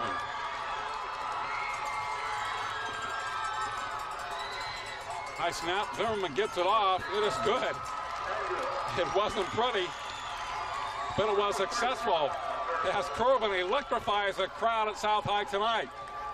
Not the Arvin Bear crowd, but the South High crowd. Arvin is just stunned on the far side. They're not even making a noise. Just like that. Big playability. And there's not much noise to make when you see a play like that happen in the first 15 seconds of the game. And now you're down 28 points against a defense that really has dominated you. That's not what you want to see from Coach Chamberlain and the Arvin Bears. Brian Larry Curvin has scored 4 touchdowns tonight. 3 as a receiver, this one from a kickoff return. And here it is right here. They're going to do a good job of setting it up. Beautiful. He takes about 3 or 4 steps up, looks back, throws it back to Curvin. Now right now, Curvin's going to go like he's running track right now. He's going to just hit the corner. His speed right here. Now we're going to see him. He actually going to shift into the 4th and 5th gears on this one. And he has a man chasing him, but right here, he knows there's no way he's going to catch him. Thomas Bailey made a nice lateral toss to Curvin, number 7. He's the one that initially received the ball. South High coming up with big plays tonight against Arvin. Now leading 35-7, kickoff to Arvin. And the Bears get up to about the 33-yard line. The crowd was quiet there for a while in the second quarter, picked it up before halftime and during halftime, and you can feel the electricity in the air now here at the start of the third quarter. Well, the Rebel fans definitely have something to be excited about. They have some players that really have some special talents that are able to really electrify this crowd.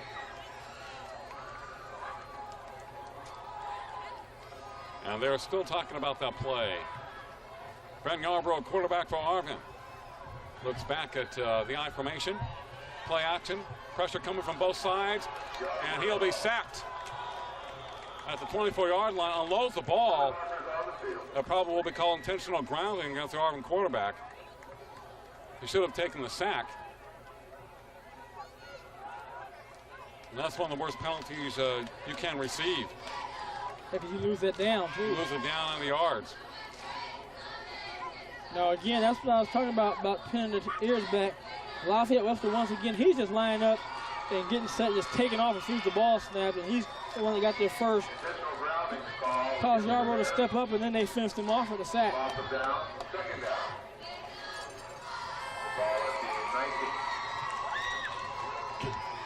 Lafayette Webster, number 14, applying the pressure from the right side on Yarbrough. Anthony Jones, 25, and Tyrone Bailey, 7 in the corners. Anthony, ball number 1 is a safety, free safety for South High.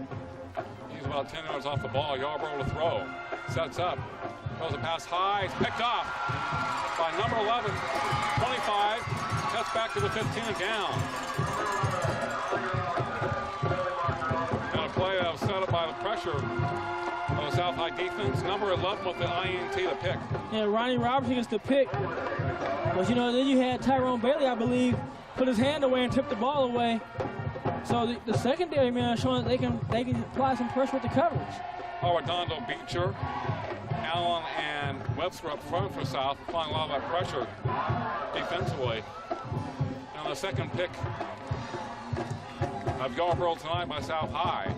And they have it all going for them. There it is right there. Here comes the pick. He's already intercepted. He's going to make the return. It looks like right now they're going to call a holding over there. But nonetheless, second pick by this defense.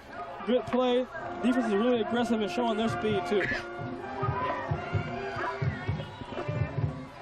And Larry Swerve Curvin with 4 touchdowns tonight for South High. 3 from the receptive mode. And the other one on the recent kickoff return. James King on the left side. Cuts inside 25 to the 20, to the 15. Breaking tackles. He may go the distance. It's another touchdown for the Rebels. Oh, we have a flag on the field.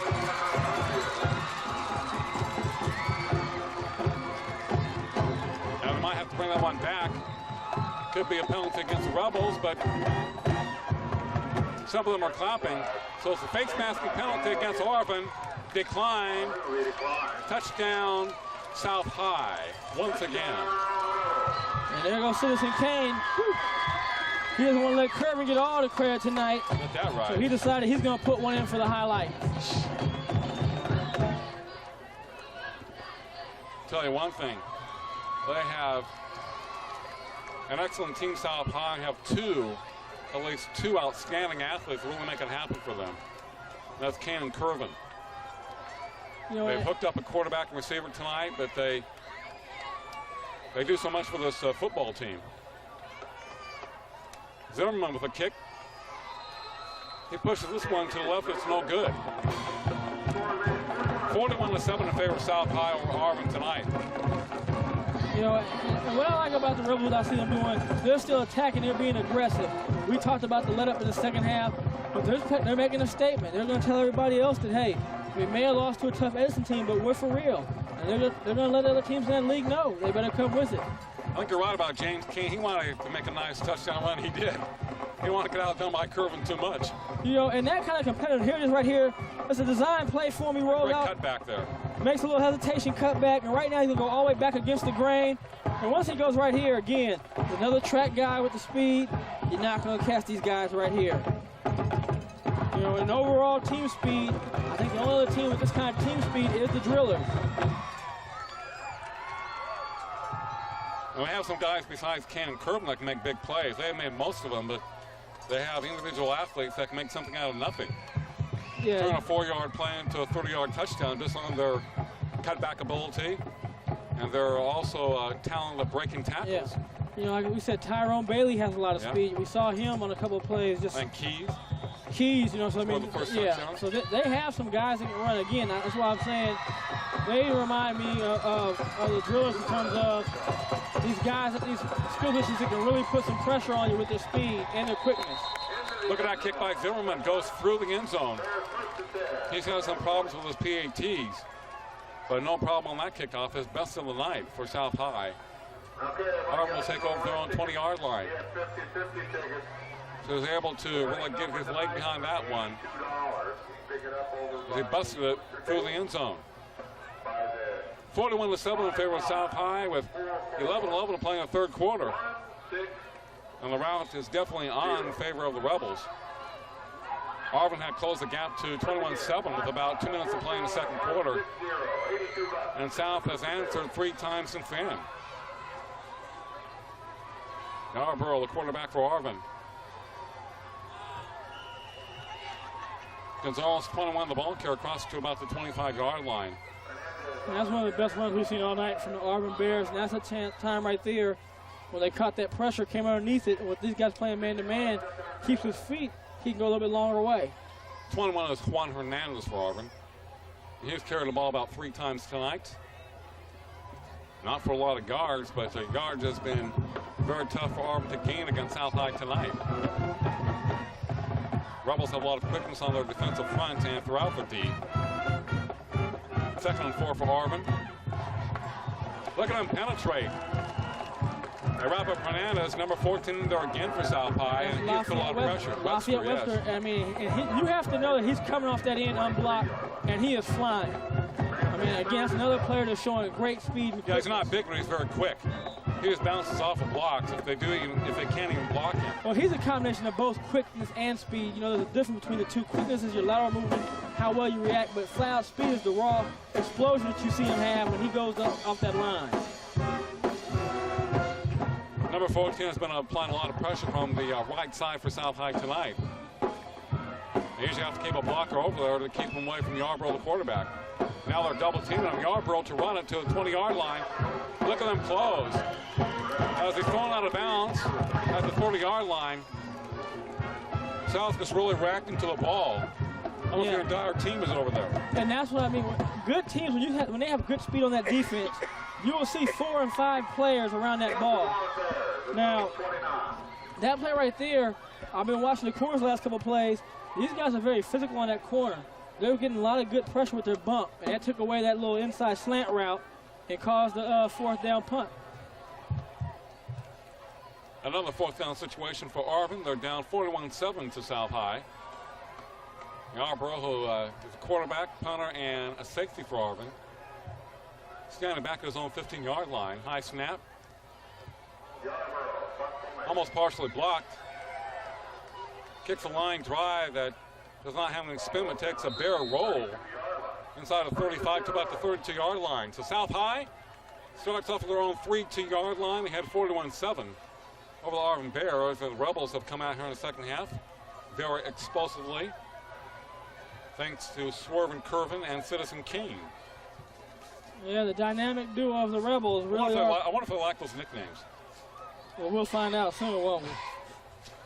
I love to watch them play, that's for sure. Oh, yeah, they're very excited. They were excited last year when Yes. we had the game, and they were very impressive, and they were the marquee players that advertised, and they haven't, given anybody any reason to say why they're not. Well, they're surrounded by more mature players this year, a little more talent around them, and the team has grown up. That benefits the team and also benefits their abilities. Here's an inside handoff. And it also benefits the program because, kids will see the wide open offense, and there's a lot of opportunity to really make some great plays, and they're allowed to make great plays. Yeah. The Coach Falk and staff are not afraid to let these athletes make plays. Brian Bowen, the ball carrier for South. Picks up about 2 yards, 2nd and 8 for the Rebels. So South High can strike from anywhere on the football field. Especially with King, number 2, a quarterback, and Curtin line up wide left or wide right. Early flag.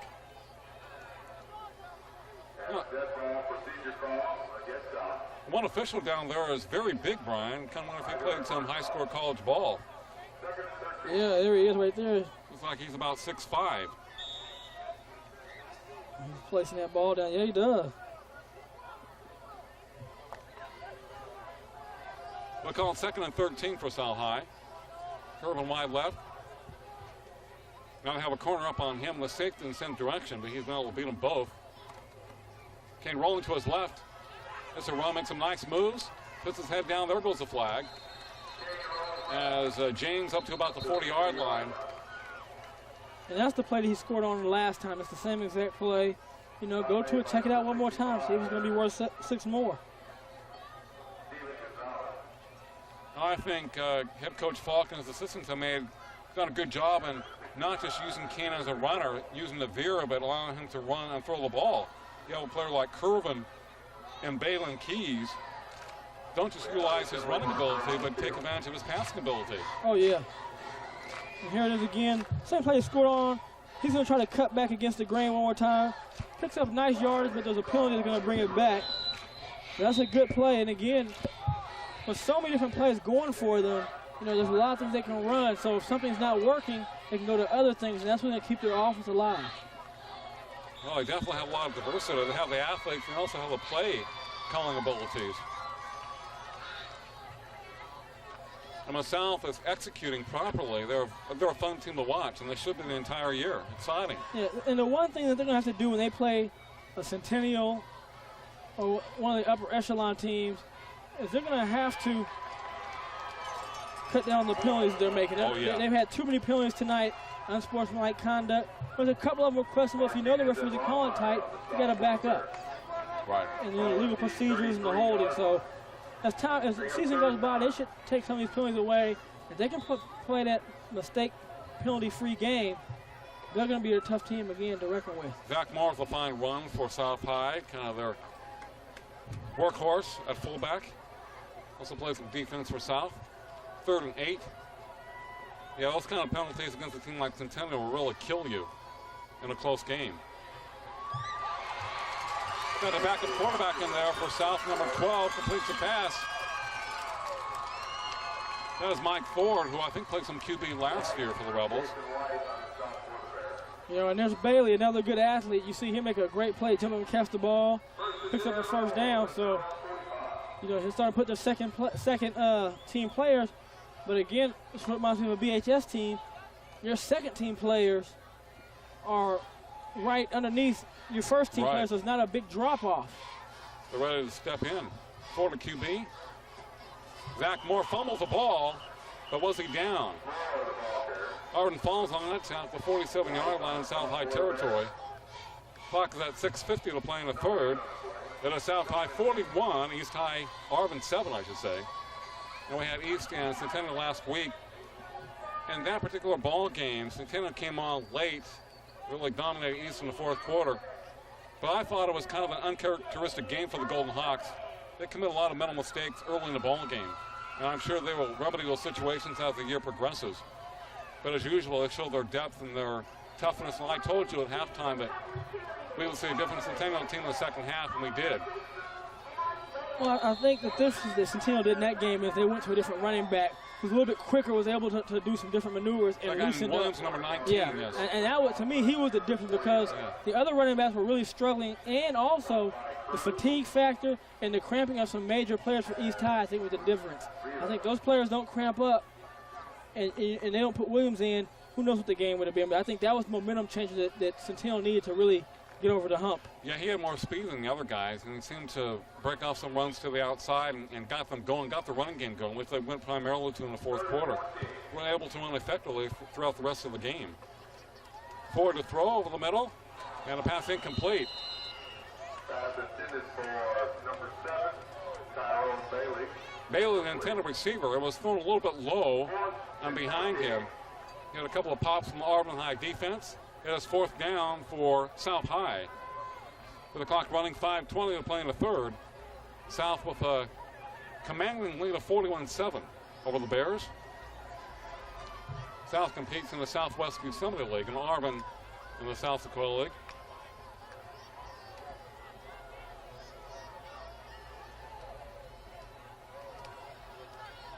Ball's fumbled. Zimmerman gets it off. Have a line drive with not too much distance. Down to the 31-yard line in Arvin territory. Arvin High School, the Bears. So far, seems like somewhat of a rebuilding year for Chuck Chamberlain and his crew. But this will toughen them up for the SSL, which looks to have a very balanced conference this year.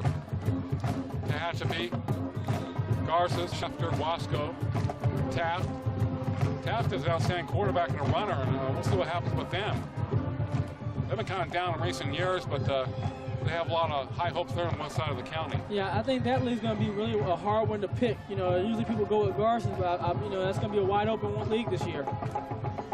Well, as you know, Garces only has 30 guys out for the team. Last week they only had 25 guys suit up.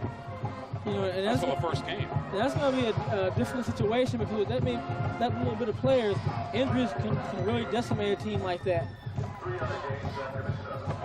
might have to bring up some JV players sometime during the course of the year.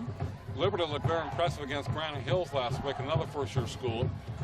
And tonight they're playing Golden West, one of the top teams in the Valley. So Liberty trying to grow up very quickly, much like Centennial did about 5 years ago.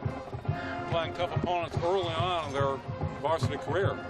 You know, but that program's in the hands of a really capable coach, and Coach Van Horn, who has also a good young defensive coordinator, Chad Provençal, calling the game for him. So they're going to be in good hands. They just have to have the time and the players believe in that coaching staff. They primarily have sophomores and juniors on their team. You know, talking about Garces, they have very few seniors on their team this year. They're primarily a junior-oriented team. Yeah, and that's what we saw with South High last year. Had a lot of sophomores and juniors, and when you have that, you're going to take some looks because they haven't played at that varsity level yet, and they're learning the game. But you know, they're some of these senior junior years. Look at what South's product is right now. And some guys are able to make the jump from the JV to the varsity level. Some guys don't. It has to do with maybe if they're growing size and maturity. Now, Garces last year had a 10-0 JV team. Will that translate to victories on the varsity squad? You never know. May not this year, but maybe next year. Well, one of the JV players that defected to Centennial was the Williams kid that we saw do real well against East High and pump some life really into a lifeless offense to the point we saw it, you know, really take away the two big plays to the tight end. There wasn't much offense being produced by Centennial in that game. Yeah, Seeley's, he definitely impressed me. The tight end had 2 touchdown receptions in the ball game. They showed a lot of speed after the catches. He was a new frontline player for Centennial. Also, Alexander's brother is one of the wide receivers. You know, Sean Alexander, the quarterback for the previous 2 years.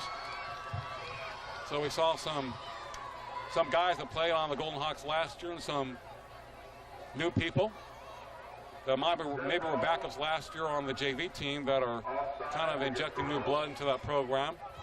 Next week we have Garces at North, so we'll have a chance to look at the Rams of John Fanucchi against North High, who was trying to get back into a competitive mode in the Southwest Assembly League. 2:48 to play in the third. Garber rolling to his right, looking downfield, and the pass is incomplete. Threw it intended for Perez. Perez tried to make like a shortstop and make a diving catch to no avail. Like Nomar Garcia-Parra, the Boston Red Sox, or Gary Jeter, the Yankees. 2nd and 5 for the Arvin Bears. They have 7. South High has 41. And this series has been very competitive over the years. You haven't had too many blowouts.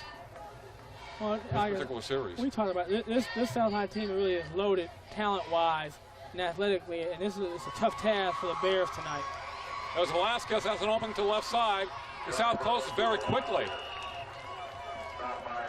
Number 23, Brian, did a great job. Looked like Velasquez had a chance to take another 10, 15 yards, and he might have had that chance against some other teams, but South has closed very quickly.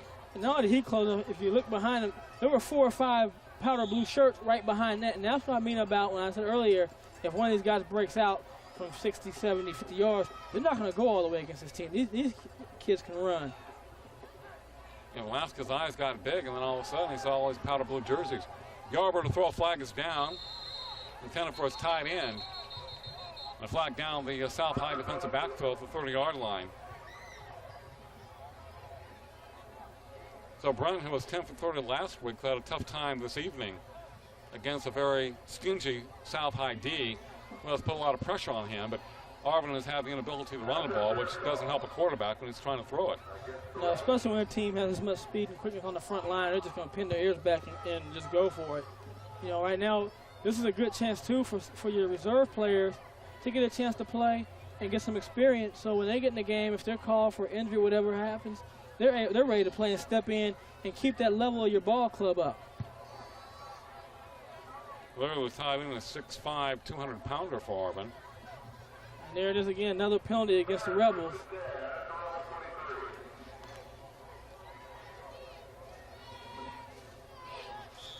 Richard Duran for Arvin, 69. Who is Richard Figueroa on the offensive line for the Bears. Osuna.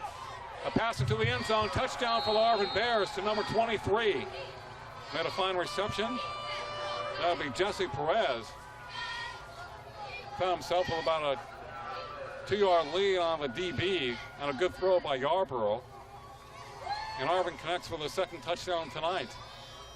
And that's their second good drive. And this really is the first time that the penalty hurt the Rebels. You get that 15-yard, they throw a corner route, score a little touchdown on them. You know, as a defensive back, you know, you don't want to give it up. And you see the defensive back, he's a little upset himself. And that's what you want to see, too. You want to see the guy a little upset himself when he gets up a touchdown. Yeah, David Leary, Matt Leary, Twyford, Duran Figueroa, Osuna on the offensive line for Arvin. Want to give them some credit. They did a good job on that offensive series for the Bears. PET is successful, 41-14 in favor of South High, with 2:08 to play in the third quarter. Here at Rebel Stadium on a very warm, muggy September evening. I saw Harvest Moon in the distance late in the second quarter. It was orange. Now it is an off-white. Kind of yellowish white now. And here's a play coming to your living room right here. They run the corner, still even a little pressure. He steps in, throws it. Nice ball to the outside. And right there, Jones is beaten. He really has played a good defensive game in terms of the guard receiver. He's been really physical. You know, he just got beat on that play. And even the greatest get beat. Deion Sanders, he had an off game against Detroit. So, you know, the thing is, he can come back and do what you've been doing, because he's done a real solid job of jamming the receivers and applying pressure. He just got beat on that one. He's to come back, and it's a great play by Perez. That was. Because he's been physical against him to shed him off and create some space and get open. A nice throw by Yarborough. Pull a touchdown pass. Yarborough Bears kicking off. 41-14 in favor of South High. Short kick. Number 7 for the Rebels. Takes it about the 40-yard line, driven hard to the turf. First and 10 for South High here in the latter stages of the third quarter. There's been all the Rebels tonight in this non-conference battle.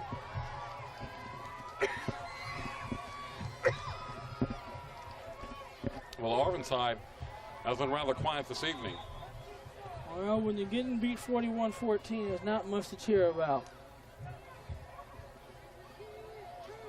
And they're used to winning football in Arvin.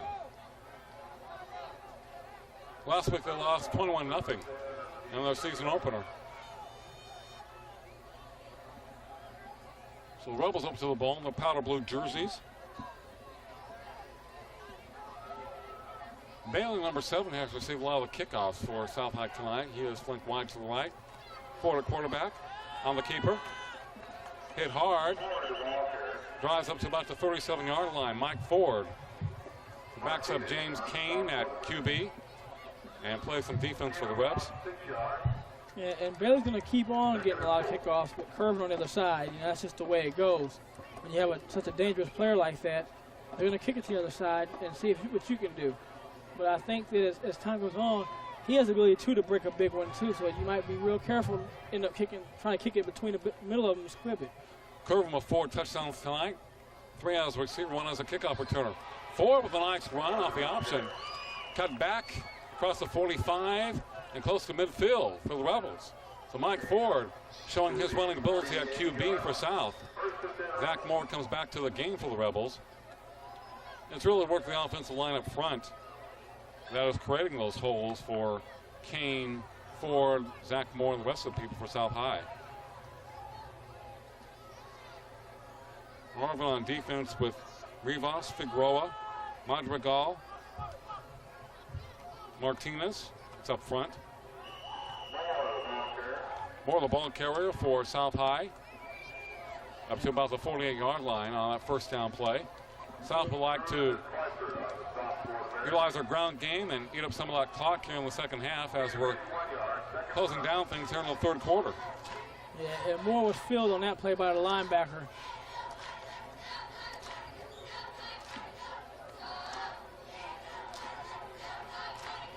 Clock at 20 seconds to play in the third. Mike Ford. A reverse to number 23.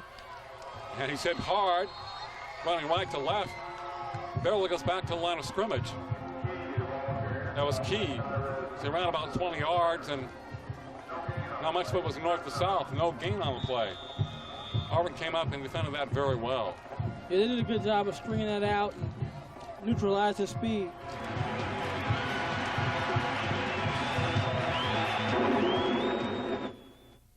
Change my online service. They're all the same. This is better. Prove it. How would you like to try Roadrunner High-Speed Online side by side with your current online service? Dude, let's do it. See how fast Roadrunner delivers sports and music with just a click of a button.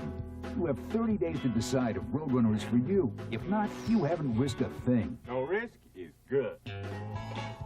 Call now and ask how you can get Roadrunner installed for as low as $49.95. The all-new X96.5 plays in today's hottest music.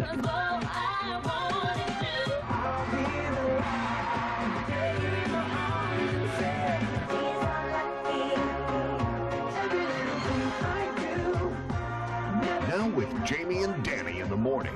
Good morning, Bakersfield. We're Bakersfield's new morning show. Today's hottest music is on the all-new X96.5. X96.5.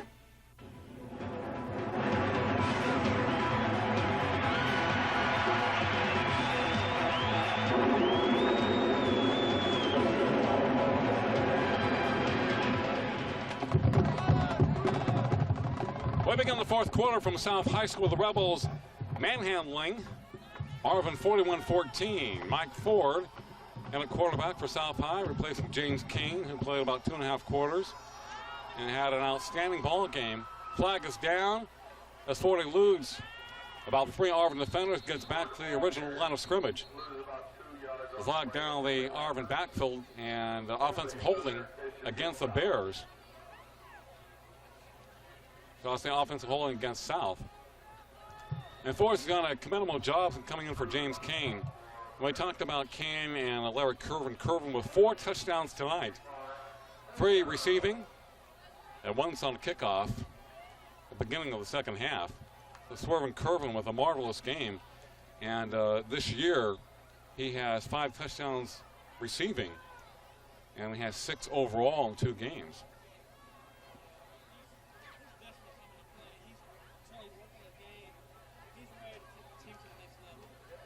Yeah, he definitely is. Zimmerman will be back to punt on 4th and 10 for South High. Zach Moore, the blocking back in front of him.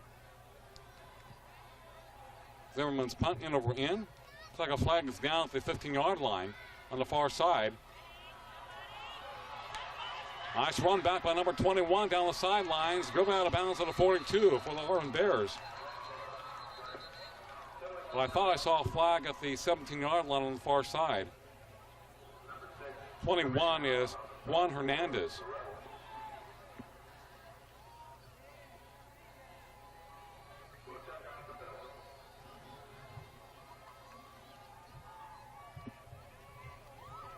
Let's see what that call is all about.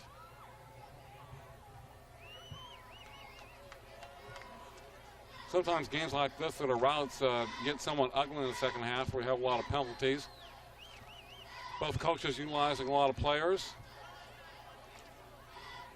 Last week we had a game that went down to the wire. And we've had a lot of games like that in the last couple of years on Time Warner. A lot of outstanding games that have gone down to the wire. South High has just had too much speed and diversity for Arvin tonight. But the Bears are hanging in there. And they're trying to learn from their experience tonight and so far this year after 2 games.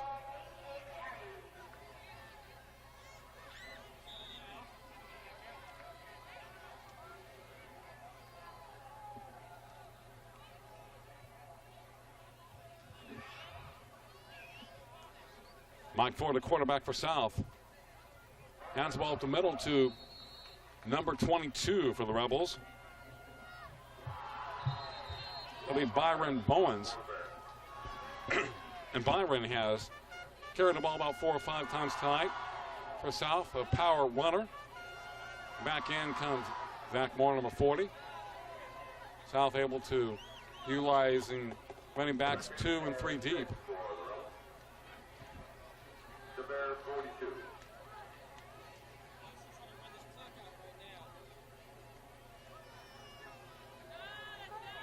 Ford has hit hard and dropped, fumbles the ball, and the Bears fall on it at their own 34-yard line. So Ford, Mike Ford, was sandwiched, clawed by about 3 or 4 Arvin Bears and coughs up the football. And the Bears have it in their own territory at the 34-yard line. 10:35 to play in the ball game. It is South High 41, Arvin 14. As we see Brent Yarbrough come back to the game, and South High will call a timeout. Steve Falk and his crew have done a marvelous job preparing for the game tonight, and obviously very successful with this lopsided score. Of course, it always helps to have such great athletes like James King, Larry Curvin, and others, but you have to execute.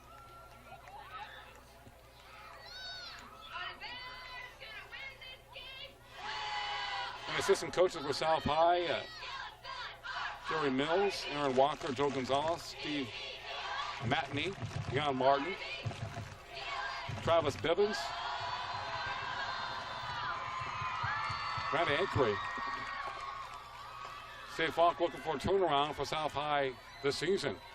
Last year was very tough for the Rebels.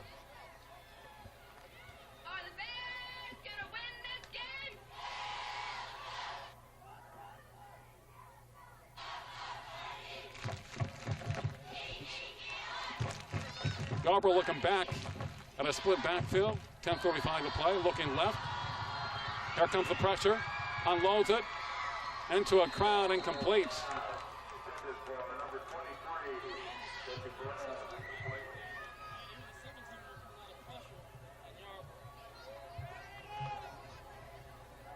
Joe Colon, the intended receiver for Arvin.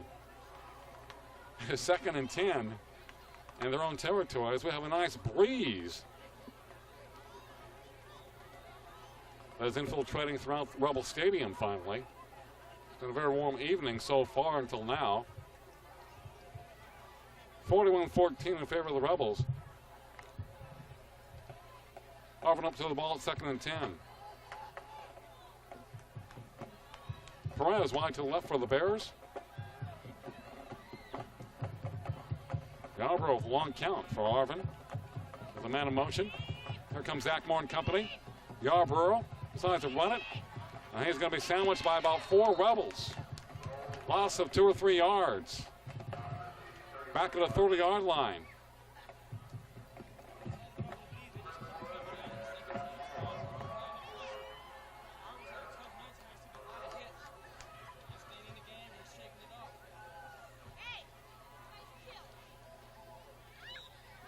Clock down to 9:55 to play in a ball game. It has been all South High tonight. 28-7 at halftime, and now 41-14. South High faithful has generated a lot of electricity throughout this ball game. Inside handoff goes nowhere against that tough South High D. Had a little trash talking out there on the field. Got a flag. It's been thrown. A little talk between one Arvin player and one South High player, which is really irrelevant at this point.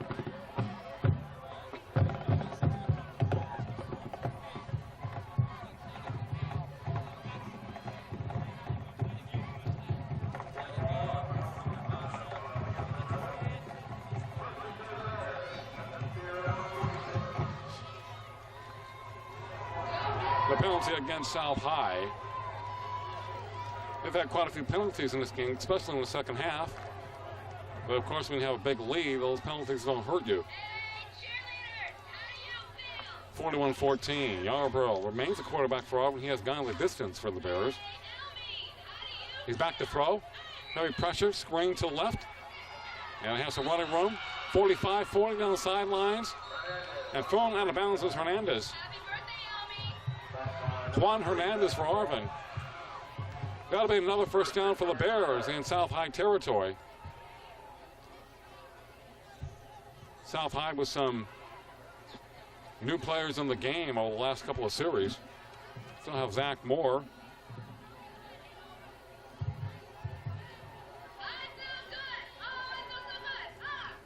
And company.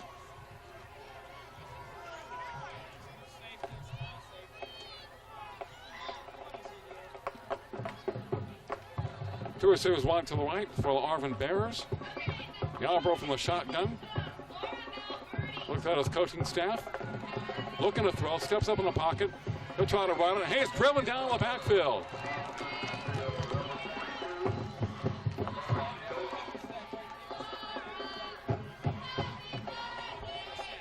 Colin Shields with a hit for South High.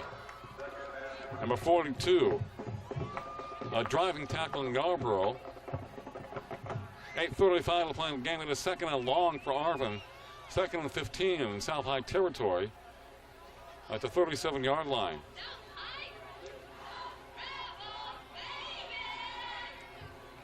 We have Bakersfield College and Butte. A big matchup at Memorial Stadium. That is coming up Sunday at 7 p.m. right here on CNNSI, Time Warner Cable Channel 31. Number 21 going down the sidelines for the Bears. He will score. Broke up the middle, cut back to the left, and he showed a lot of speed on that particular run. That'll be number 21, Juan Hernandez, who's had a nice game for the Bears this evening. He should get more playing time as this season progresses.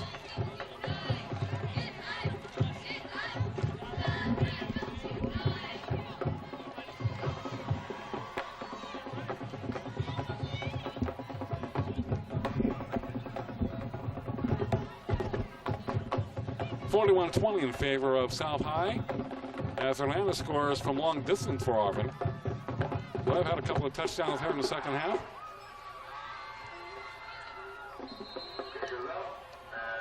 PAT attempt no good by number 29, Jesus Vasquez of the Arvin Bears. So the score remains the same at 41-20 in favor of South High. 8 minutes plus to play in the ball game.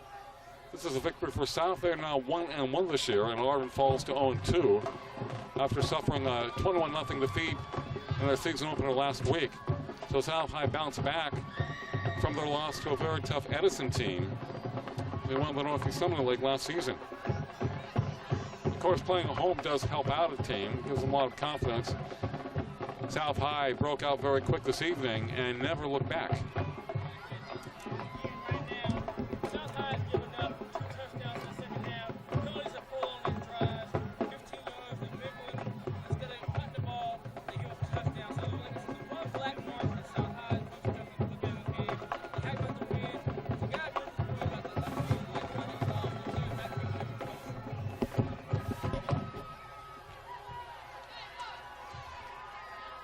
Arvin will be kicking off the South while Arvin trying an onside kick. A lot of players line up on the left side. South High better be ready. I think the Rebels going to call a timeout. Don't just kick back and assume that they're going to boot it long downfield. I figure they try to either onside it or line drive it toward the players in the front line for South.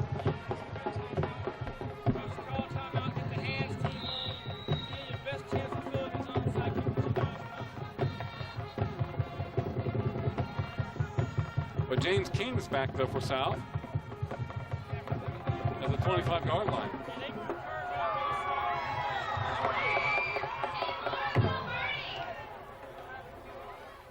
Now we have Kervin and King there, along with some of the other top athletes.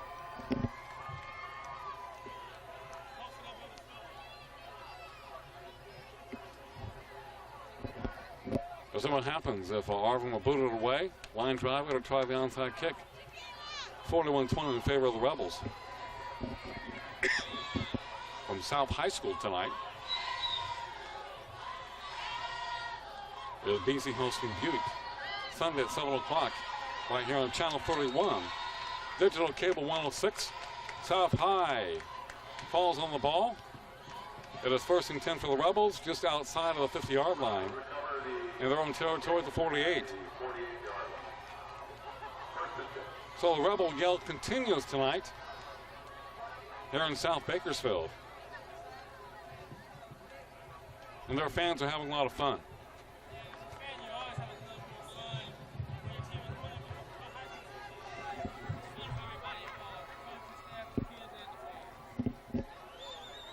And when you win, it's always a lot of fun. Especially when you go that dance after the game. You look much better after a 20-point win than a 10 or 20-point loss. You're a football player, more girls want to dance with you. Yeah. Flag is down. In the backfield against South High. This game has begun to drag here in the fourth quarter. See if South can put together some kind of an offensive flow here. And they might be able to go back to 1-2 punts. And Mike Ford was in motion for South High, and the whistle blows again. South High, some of the players clapping their hands. They say it's against Arvin. Offsides against the Bears.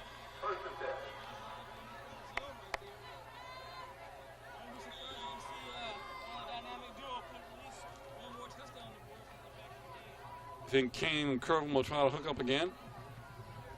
With Ford in motion. Kane running from the quarterback position. Look at him breaking tackles. Swerving through the Arvin Bear defense. Gets up to the 45-yard line before he's driven back. He has great footwork, tremendous balance. A lot of aggressiveness, number 2 for South High.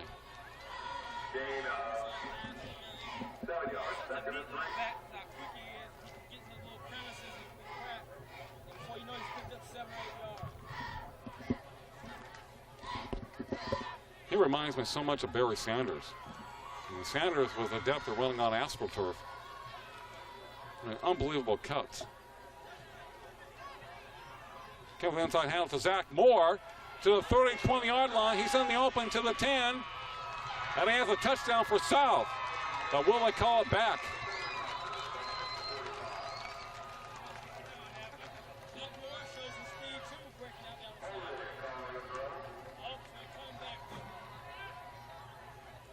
Holding against the Rebels. That will negate that touchdown.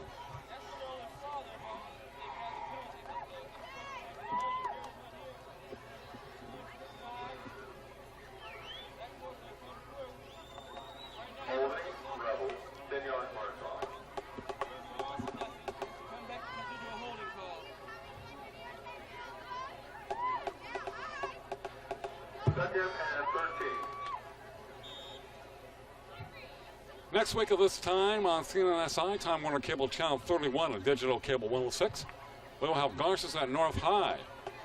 A matchup of Garces from the South Sequoia League as one of the top teams, and North from the Southwest Yosemite League.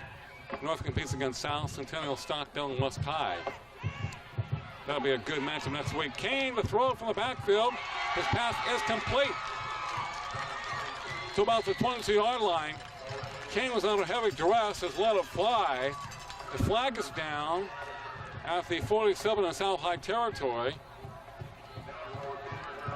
An eligible man downfield, an eligible receiver for South High, and it will bring that play back.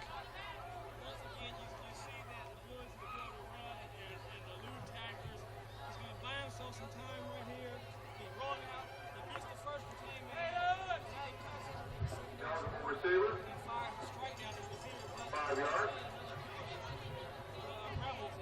Second and 19. The lineman thought that Kane was going to run for it, which he does so often. 7:05 to play in a ball game. 41-20 in favor of the Rebels over the Bears.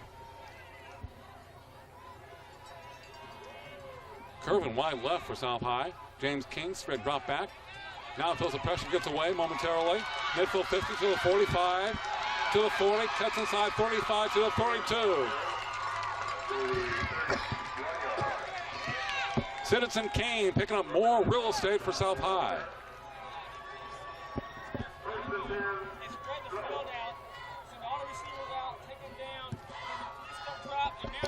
Up the middle, and here he is right here. He's going to just take it all the way out and pick up the first down. Second and 20, and he gets you 24 yards. What a play by Kane. Amazing. Great piece of announcing, Brian. And Mark H. with Brian Adams tonight from South High School. That has been around in favor of the Rebels this evening. Kane to number 22. Bowles is whipped the middle to about the 20-yard line and more. He didn't want to go down. That was Bowens. Likes to power his way up the middle. Arvin says they have the football.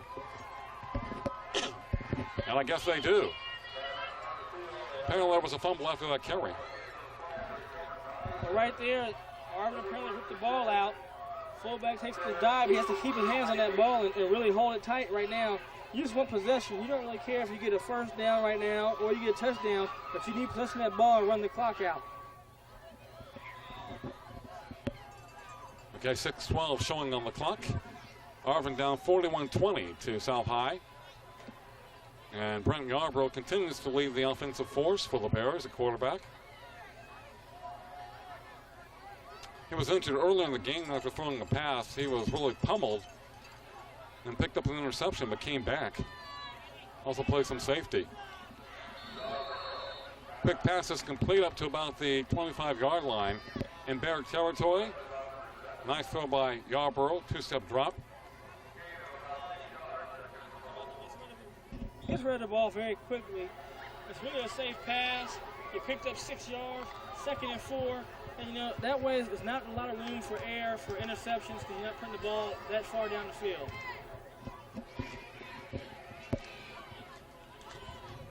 And Arvin has had their moments tonight offensively. Screen pass to the left side. And the Bears will have a first down.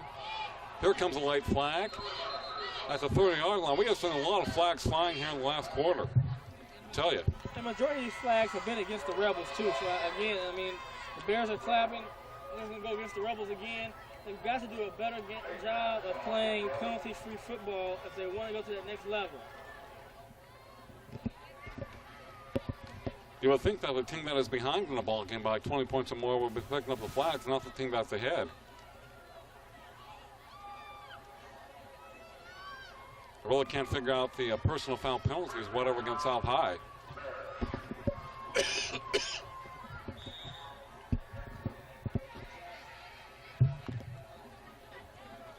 Rebels on defense. 1st and 10 for the Bears at their own 35-yard line, their own territory. Arvin on the I, Yarborough. Ball carrier number 21 with a fine run up the middle.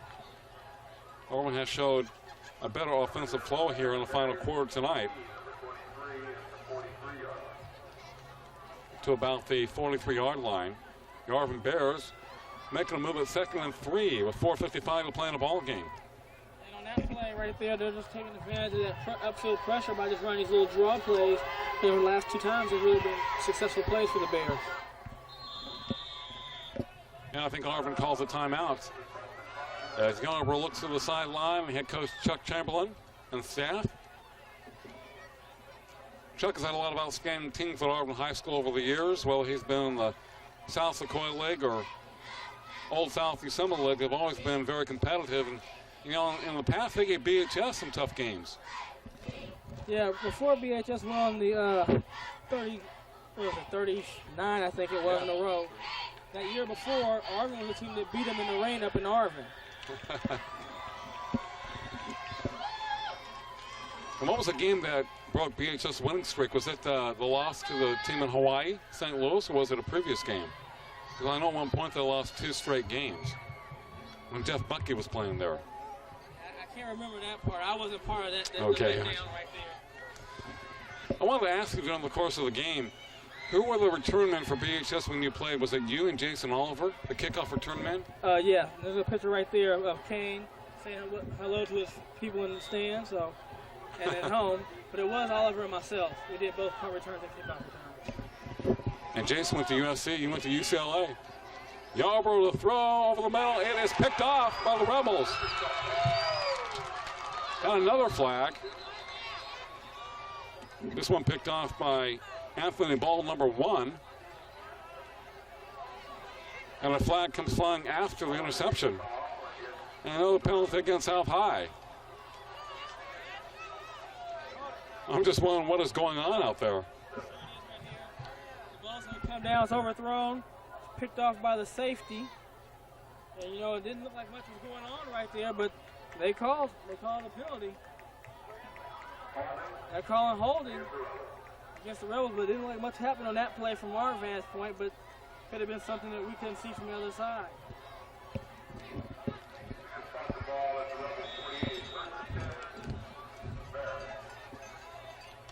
Interesting, it's a first down for Arvin. They're in Rebel territory at the 48-yard line, 4:25 to play.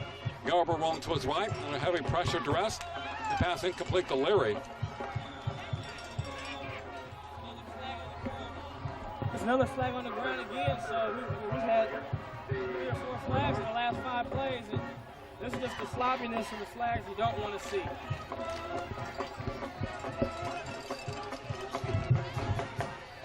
And who is this flag against? Personal foul against South High. Unbelievable. The amount of penalties they've had in the 4th quarter. When I'm watching the South High coaching staff, they're pointing to their heads, telling the kids to think. What you have to do is work in some practice. You got to play smart football besides just dominating football. They're going to have the ability with the skill people to be dominant and their quickness. They play the smart game that's going to be needed to be a factor in the league.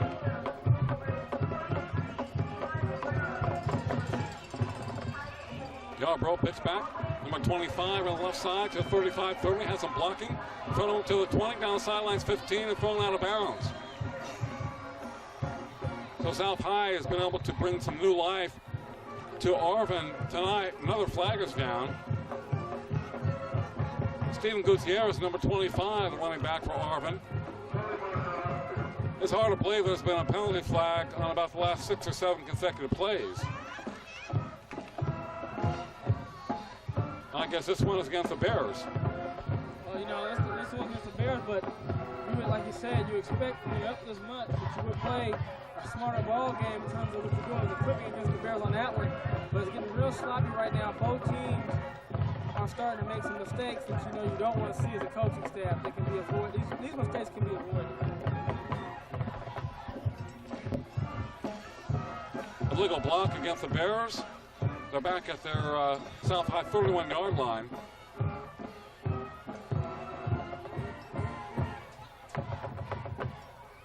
Still a first down situation for the Arvin Bears. Split backs behind Yarborough, 4:07 to play. Inside handoff to Cruz, and he goes nowhere. But into a South High pile at the line of scrimmage. The Rebels trying to hold Arvin away from another touchdown. The score is South High 41, Arvin 20. Here in the closing stages of the ball game, in a game that has gotten very sloppy and ugly here in the fourth quarter.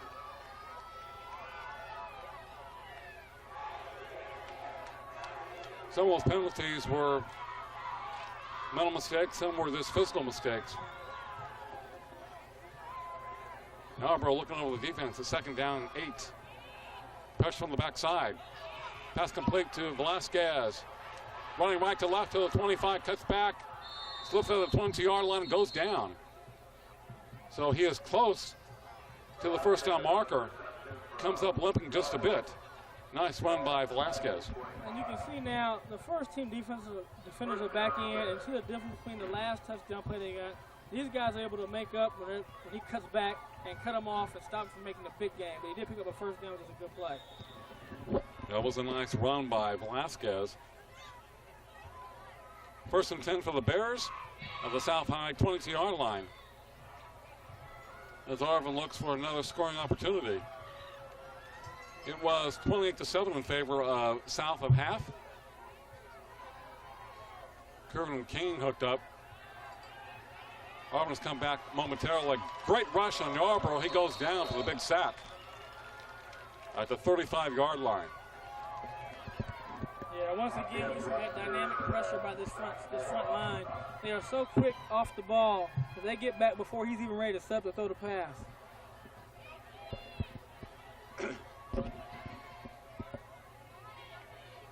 Well, we have seen the TV cameras here tonight besides Time Warner Cable, so immediate interest in this game this evening, and it should be with players like James Keane and Larry Kervin on the field.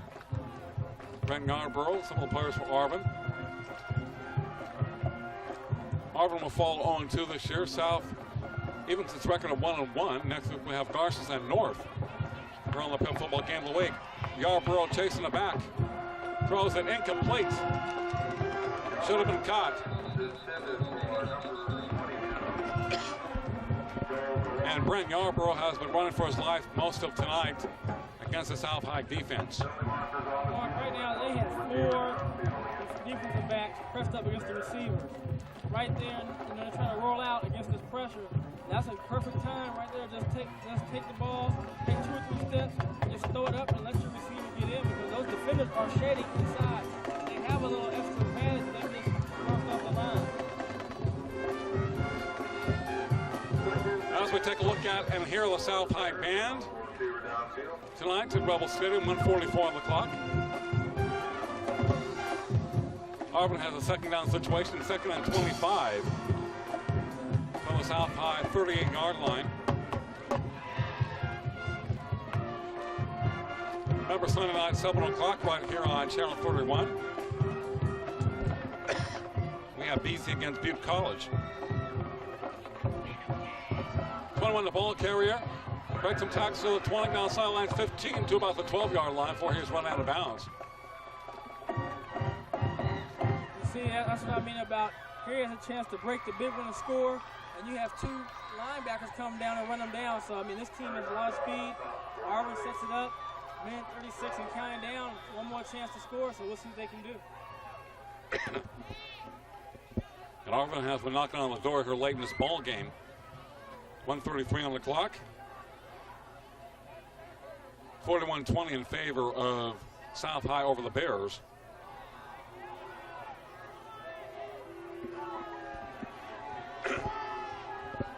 Another Arvin player is down on the football field at the 12-yard line. Timeout Bears.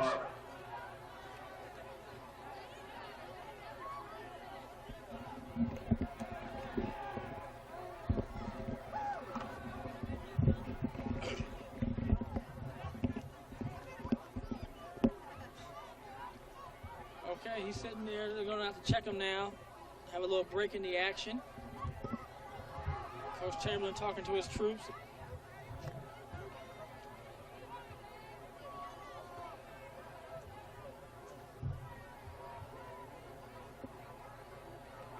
See some of the fans waving at the camera. There's the Rebel sideline. They're a little boisterous tonight. There they go. They're happy. Their team's winning 41-20.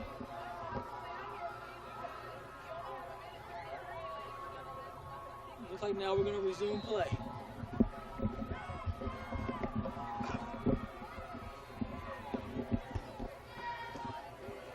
One thing about the fans, Brian, they love those TV cameras. Whether it's from Time Warner or somebody else. Yeah, everybody wants to get on a little camera action. Oh, yeah. Whether it's the players or the fans.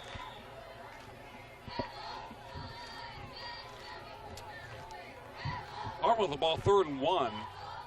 Deep in South High territory at the 12-yard line. Yarborough on the keeper. Running left, cuts back. Close to the 10-yard line. Looks like he has the first down. With about 1:28 left on the clock. Arvin trying to pound that ball in the red zone against South High. They would like to score again. It was 41-7 at one point, and South has made a number of changes in their defense and offense, and has also committed a lot of penalties here in the last quarter to enable Arvin to get back to the game. Yeah, they've given up 2 touchdowns by keeping drives alive by having a penalty when they had an interception, and also when they had a 3rd down play, we were going to force a punt. So now Arvin's trying to punch it in. First down for the Bears. Split up the middle. Running back goes nowhere against that defense, South High defense, and powder blue uniforms. The ball just inside the 10-yard line. 2nd down for the Bears. The clock is running. 45 seconds to go. Arvin needs to quicken up their pace here, late in the going. As Yarborough comes back to the ball. He has gone the distance at quarterback for Arvin tonight. Splits out his tight end. Cruz, the fullback behind him. Pitch out back number 21, Hernandez, to the 10-yard line, to the 5, out of bounds. Okay, the clock stops at 15 seconds to play. And Arvin knocking on the south door once again, her late in this ball game. 41-20 in favor of the Rebels, and the Bears would like to add another one. Yeah, that was one of the best sweeps we've seen so far. That's their first run, actually, when we get outside. Most of the runs have been coming underneath the draw play, with the draw play underneath the pressure of that front 7. Okay, the 3rd down for Arvin Bears. 15 seconds to go. Guy back is Juan Hernandez for the Bears. Cruz, the fullback. Keeper by Yarborough, hitting the backfield. Stays on his feet. Goes to the end zone, touchdown Bears. Well, Brent Yarborough simply was wanted that touchdown. Yeah, that's a situation where the players really didn't wrap up. They made good contact with him in the backfield, and he just had a little more desire than they did. He just kept his legs turning and ran in the end zone. Well, a game like this could serve as a positive note for Arvin. They were down 28-7 at the half, and then South High came up with some 2 big touchdown plays, one by Curvin on the kickoff and James Kane. And even though South made some offensive and defensive changes and had some penalties, Arvin hung in there and actually ends this game on a very high note. And I think that's a credit to Chuck Chamberlain and his staff. He's been there for 31 years, and his teams never give up. When they bear down on you, and they just do not quit. And it's really good to see them come back and put some points on the board. I think that's the key. You mentioned the fact they didn't quit. The PAT is up and it's good. And they have a very young team, as I said, a lot of juniors in starting positions, guys who didn't play last year, and this could serve them well for the rest of the year. And like you said, Chamberlain teams play for 4 quarters, they don't quit. In that sense, it's a good note for young players watching on TV that are playing junior high to look at a team like that. You're never getting beat, but show some character.